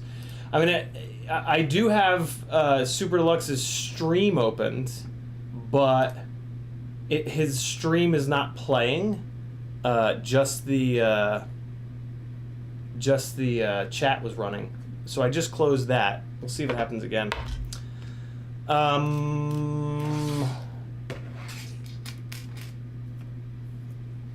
Interesting. DQ is still hiding under his bed. Did I miss any chats here? Go-Kart Mozart says, when we get info from you, like what's a good propeller, it gets passed on to others we know too, so it's not just your viewers. Yeah, that's very true, Go-Kart. That's very, very true. Rob Axon says, I'm a dick and wear it proudly. As well you should, Rob. We need more people like you. We need more people that are dicks within reason. Hey! MotoRef says, Super Deluxe says hello back, sends his love. That's super cool of him. I fucking love that guy, man. I love Super Deluxe. He's just a good cat. He's just a good person. He's always been like that, too. He's always been a really cool dude. It started when you moved the grab bag and fixed itself when you leaned forward quickly. Maybe the movement bumped a cable or something. I mean, I guess. But see, if I hit the desk hard enough to move the cables, you guys will see it. Because the DSLR is sitting on the desk. So, like, I mean, did you guys see the desk move? You know, like, for example, right? Like I just hit the desk pretty hard. Like, you could maybe see, hold on, I'll hit the desk even harder. So you guys probably saw that one, right? I don't know. DQ says, why does he wear that red samurai mask? I have no idea, DQ. I have no idea. But I like it. Maybe he just doesn't want you guys to be able to pick him out in public. If you can't see, I don't know. It's the only thing I could think of. Yeah, I don't know, but I dig it. Maybe he's a samurai. See? Yeah, Paul McDonald says, definitely did not hit it that hard. So you guys saw when I hit the desk a second ago then. Okay. So yeah, like, Right? I don't know. It was probably just a coincidence that it happened in that moment. Roboxon says, dude, you got the skills, you just need someone to snatch you up. Who's gonna snatch me up? Beginning FPV says, because samurais are the shit. I would love it if it's just because he likes samurais. That would be, I mean, I already love the guy, but I would love it so much more if that was, I would love him so much more. EEDoc says, CiottiFPV outlasted Super Deluxe. Oh, did he end it? Did any of you guys win anything? Did any of you guys win $100? Go subscribe to him, too. If you guys aren't subscribed to Super Deluxe, I'm going to hunt you down with a bow and arrow and shoot you in the face. So, you know, you don't want that. Double A says, it went hardcore robotics. Sounds like you were getting hammered by a CB. Jesus. All right. So, this guy is ready to go for tomorrow. Ready to be sent to its death at the stadium tomorrow. Let me grab a session and throw it on the charger just to make sure. And I'm actually going to put another one on the charger because every time I've ever gone out with just one session, I've broken it. And maybe this one's broken because it's not lighting up on the charger. Speaking of broken. Oh no! Did it blow up? No, don't be dead. Session, please. Oh, there it goes, Oh, no SD card. Alright, cool. Oh, and the battery's fully charged. Alright, great. So we're good with this one. Let's throw a memory card in here. And, well, let me pull that, just in case I lose this tomorrow. Let me pull that. That has that gnarly dive on it. Rabaxis never left the gangly clan, man. 諦めんなよ。諦めんなお前。どうしてそこでやめるんだそこで。もう少し頑張ってみろよ。ダメやめ諦めたら。周りのこと思うよ。応援してる人たちのこと思ってみろって。あともうちょっとのところなんだから。俺だってこのマイナス10度のところしじみが取れるって頑張ってんだよ。絶対やってみろ。必ず目標達成できる。だからこそネバギブアップ。 Just remember. All right, so let me grab the Mercedes-Benz file off here. I'm gonna copy that, and then I think the rest of this shit I can just delete off this memory card, and then I'm gonna use this memory card in that one. So yeah, the flying from that little school spot was not spectacular. I just crashed a lot. I guess there was some cool shit, but the light was kind of terrible. Yeah, it was all cloudy. Yeah, all right, so the rest of this footage is getting deleted. So that's good. I can then use this memory card. Move to trash and empty trash. All right, cool. Kitten, I swear to God, if you keep this up, I'm gonna beat you with a hammer. Stop it! Go away! Go away, bad boy. Go away. Get out of here. Get out of here. Get out of here. Give you guys some background music again. Linguine with octopus and clams is Rob Axelson's new suggestion. Jesus. Akita Yende, yo! Oh, shit. I wanted to see if, I've met a couple cool people in the area, actually.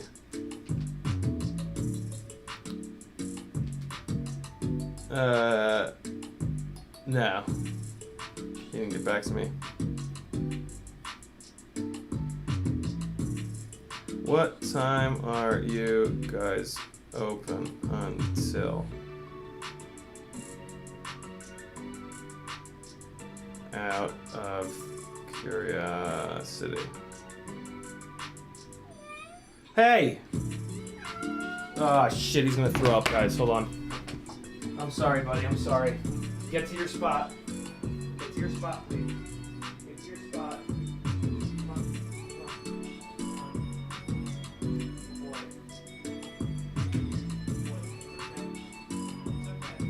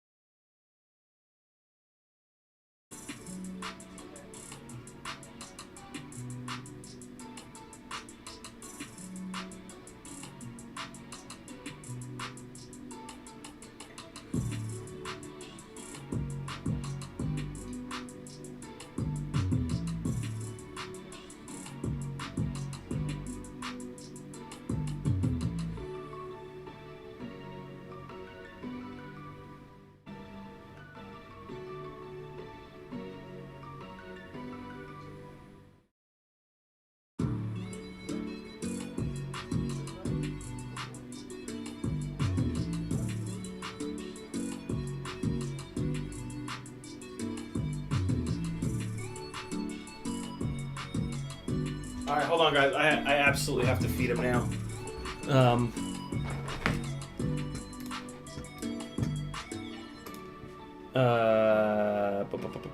Okay.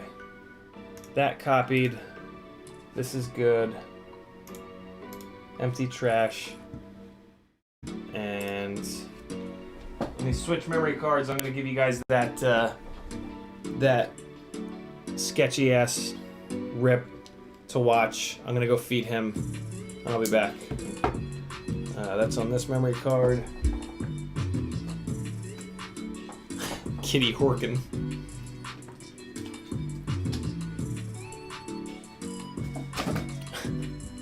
Nice, Lumpy. Come on, come on, come on, come on. Really? That's the most popular Beats song on Epidemic Sound right now? That's weird.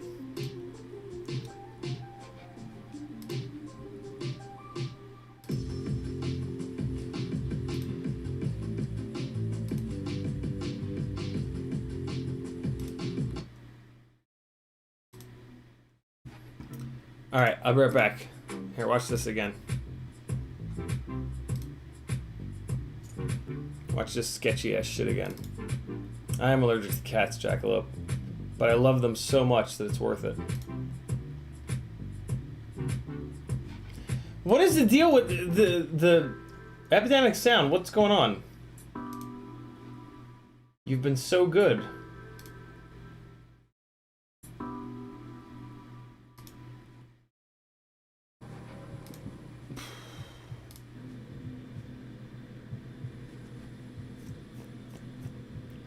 Be right back.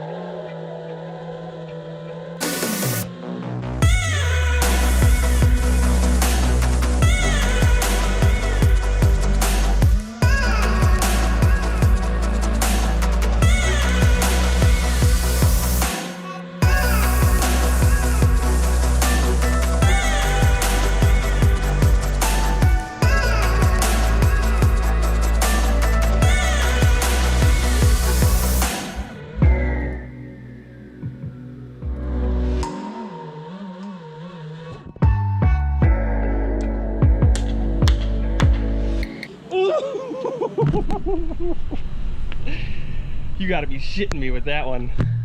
Not once, but twice.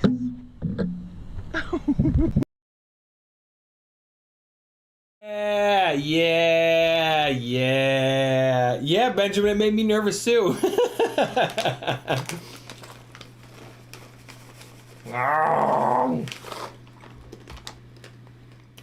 If the kitten gets to eat, I'm getting to eat too. What's up, Andrew? Andrew, you should rewind a couple minutes and watch the, one of the gnarliest building dives, I mean, the, that might have been the one. There's also the dive that I did down the front of the food building, which it was probably about the same ridiculously, like, tightness left to right, but it wasn't as deep. That dive was really sketchy because of how deep that was, and I wanted to be, like, all the way in that bitch. I wish it was a little bit brighter out. Through the goggles, it was, like, daylight. And it was really cool looking being able to see all the way down it. Maybe once I get that into Premiere, I can brighten it up a little bit. But yeah, that was up there, man. And then like having the little things on each window sticking out, that was creepy. That's why I was hugging the left side on the way down, because the left side was at least smooth all the way down. If I'd clipped the right side, it would have been game fucking over. But with the smooth left side, I would have, if I'd clipped that, I would have probably been okay. Maybe. It depends. But yeah, that was, yeah, I wouldn't have done that if I hadn't, if I hadn't been flying so much recently. So that was kind of cool. That ended up being like the last, like I kind of weighed it all out in my head, and like one of the last things that I remember thinking was like, well, you've been flying a lot lately, and like every time I watch my flying, I'm actually like improving. So I was like, well, you know, it's gonna go down. Let's do it now. This is probably it. It's tough because, like, you know, you don't want to be that guy, but at the same time, like, I mean, fuck it. I weighed out all the options. I was 99.9% sure that even if I did wreck, I would be totally fine. I could hear the cars. I could hear the people walking. Yeah. I don't know. It's tough because I can see both sides of it, and it, you know, it feels sketchy as fuck. But see, that's the thing, right? It feels sketchy because, like, we're in the goggles, and we're like, ooh, I don't want to lose that $400 rig. But when you separate that out, no, $500 rig. But when you say, like, fuck it, I need to, at some point, lose a rig, it's like, okay, well, now this is a lot less sketchy. Because now it's just like, well, as long as I don't kill someone. And I just don't think there was any chance of me killing anyone in that scenario. That's kind of where I have to get to mentally to do some shit like that. Is like, there's just no way that I'll hurt someone. And then it's like, okay, let's do it.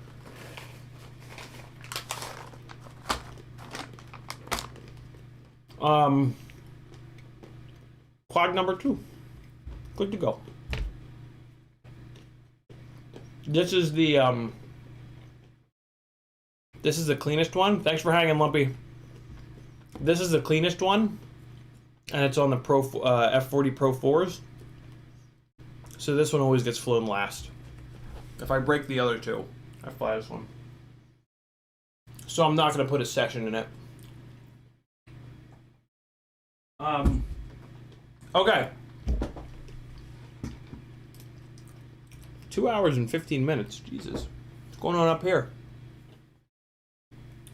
I did Pilates today, yo. Kind of cool. More strength focused than yoga, but not dude bro-y at all. It was fun. A friend of mine from the most recent film that I worked on, Marissa, It's her full-time job. So she invited me out to just like check it out and catch up, and we talked and hung, and it was a really good time. I had a blast. I'd like to do it again, but it's a little expensive. It's like, if you bring somebody with you, it's like $35 per. Rusty's here. What's up, Rusty? See that dive, bro? Yeah. Fairly Functional's out of here. Thanks for hanging, brother. Yeah, it was really fun to catch. She's super busy, so this was kind of like the only way that I'd be able to catch up with her, and it was totally worth it. But yeah, I don't know, if it weren't so expensive, I think I would do it, because it's a fucking great workout. And again, it's another place where cute girls hang out, so you know, that's nice. Okay, I'm gonna put these moon and starlight props somewhere close, because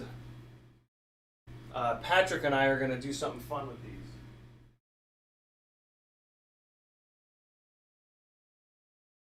You'll just have to subscribe and shit to make sure that you don't miss that.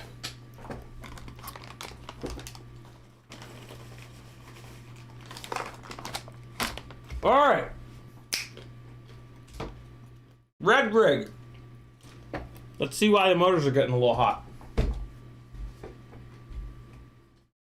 I bet you one of the motor bells is a little bit more bent. They weren't getting too hot, but they were getting a little hotter than I like. It was warm out today, but they were just a little too hot. Did yoga chicks love quads? Judy Loco, they kind of do. The all these yoga people that I now know, just keep pimping that video out that I did, and people will meet me and be like, "You the guy who did that video? Oh, it's so cool." Yep. Take your. I mean, nice to meet you. What am I doing here? Beta flight. Beta flight. Hey! Okay, motors. This is how you check if your motors are healthy. You spin them up individually and you just listen to how ratty they sound. You can also put your hand on the quad to feel it. Ooh, that one's a little fucked. That one's not too bad. Okay, there's the problem. There's your problem. Motor number 4 is a hot fucking mess. All right, so there is a problem. I don't think that I have any more of these bells, though.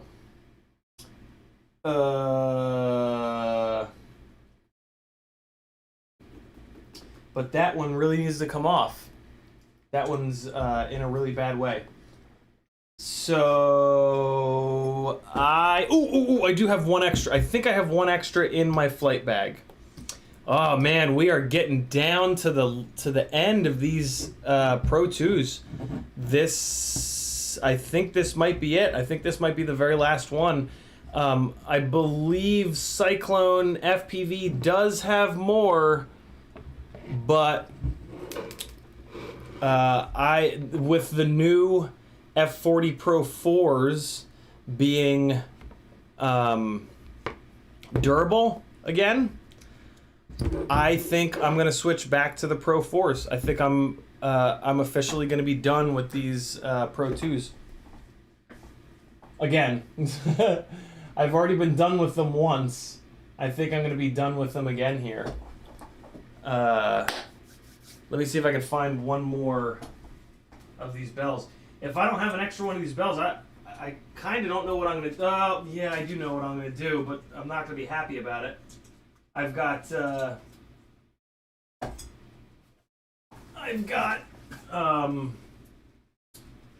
T-motor. I've got an extra set of Pro 4s that I'll need to put on, that I'll have to just put on. which will be really annoying, but whatever. It's fine. Okay. Let's look here. Digging out my little box of extra motors. Please be one in here. Please be one in here. Please be one in here. Please be one. Hey! Oh, there's two. Nope, just one. So this is it. This is the last one. Pro 4, Pro 4. Yep, it's gonna have to be Pro 4s after this. Which is fine. That's okay. We gonna be alright. Cool, so we'll put this bell on, and then this rig will be not having hot motor issues. Oh, Christ, I need to charge fucking batteries for tomorrow. God damn it, Larry.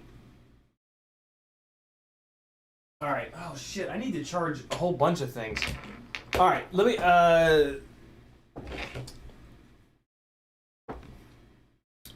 me put this on so that you guys get a little bit of a sense of accomplishment. And then I'm actually going to end the stream because I need to get batteries on charge. I need to put some music on. I need to chill a little bit here. Bring it down a notch and be able to get to sleep, hopefully tonight. Although, I don't really sleep anymore, so, you know. It's kind of pointless. But I gotta at least keep trying. So, I'm not gonna do this on the bench cam because it's putting a fucking motor bell on. You guys have seen it before. Once or twice. Motor bell!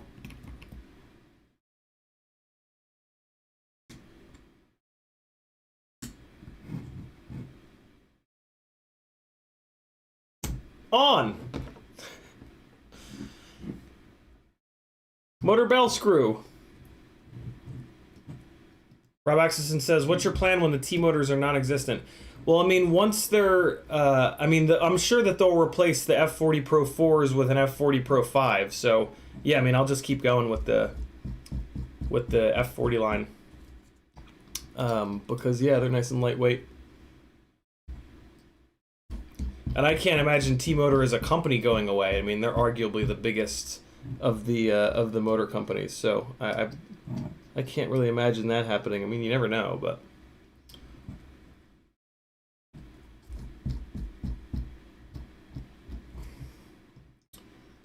Just getting this screw just right. Andrew Duncan with a $5 super chat. He says, keep streaming.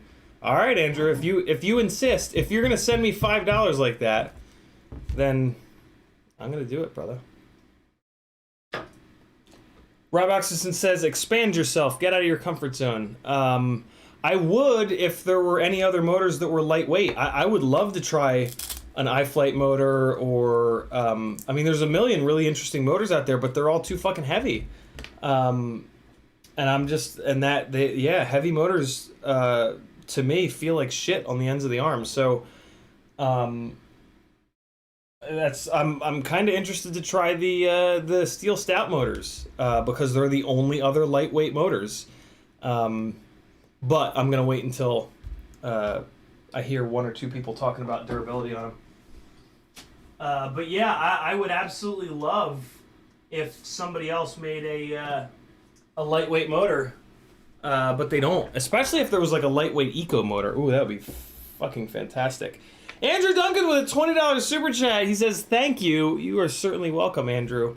Damn, 25 bucks. Look at you go, Andrew. Very kind, very generous. I appreciate it, man. Makes a huge difference. It really, really, really does. All right, boys and girls. I'm going to chop this one for tonight. We're going to leave on an awesome note with Andrew Duncan sending over 25 bucks via Super Chat. It's very, very cool. Thanks for hanging out. I'm going to try to stream tomorrow, but tomorrow is going to be worse than today in terms of my personal life. So I can't really make any promises for tomorrow night. Probably not going to stream tomorrow. I'm probably going to hang out with Patrick tomorrow night and just try to fucking zen out a little bit. So I'll see you guys on Sunday, more than likely. 3 o'clock Eastern. I don't know what we're going to do, but we'll do something fun. Thanks for hanging out. You guys are super awesome. CiottiFPV.com has a million ways that you can support me. Buy some stuff, jump on the Patreon, hire me over on Fiverr. I'll help you fly better. I'll help you build better. All kinds of good shit going on. You guys are super awesome. I love every fucking one of you. Yeah, thanks for hanging out. Here's a random little bit of flying from I don't know where, I don't know when. Hopefully I'm flying well in it though.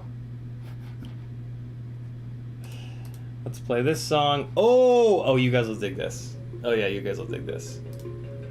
Oh yeah. This is a difficult spot. All right, boys. See you Sunday. Maybe tomorrow. Probably Sunday. Oh, come on. Stop. There it goes. Bye-bye.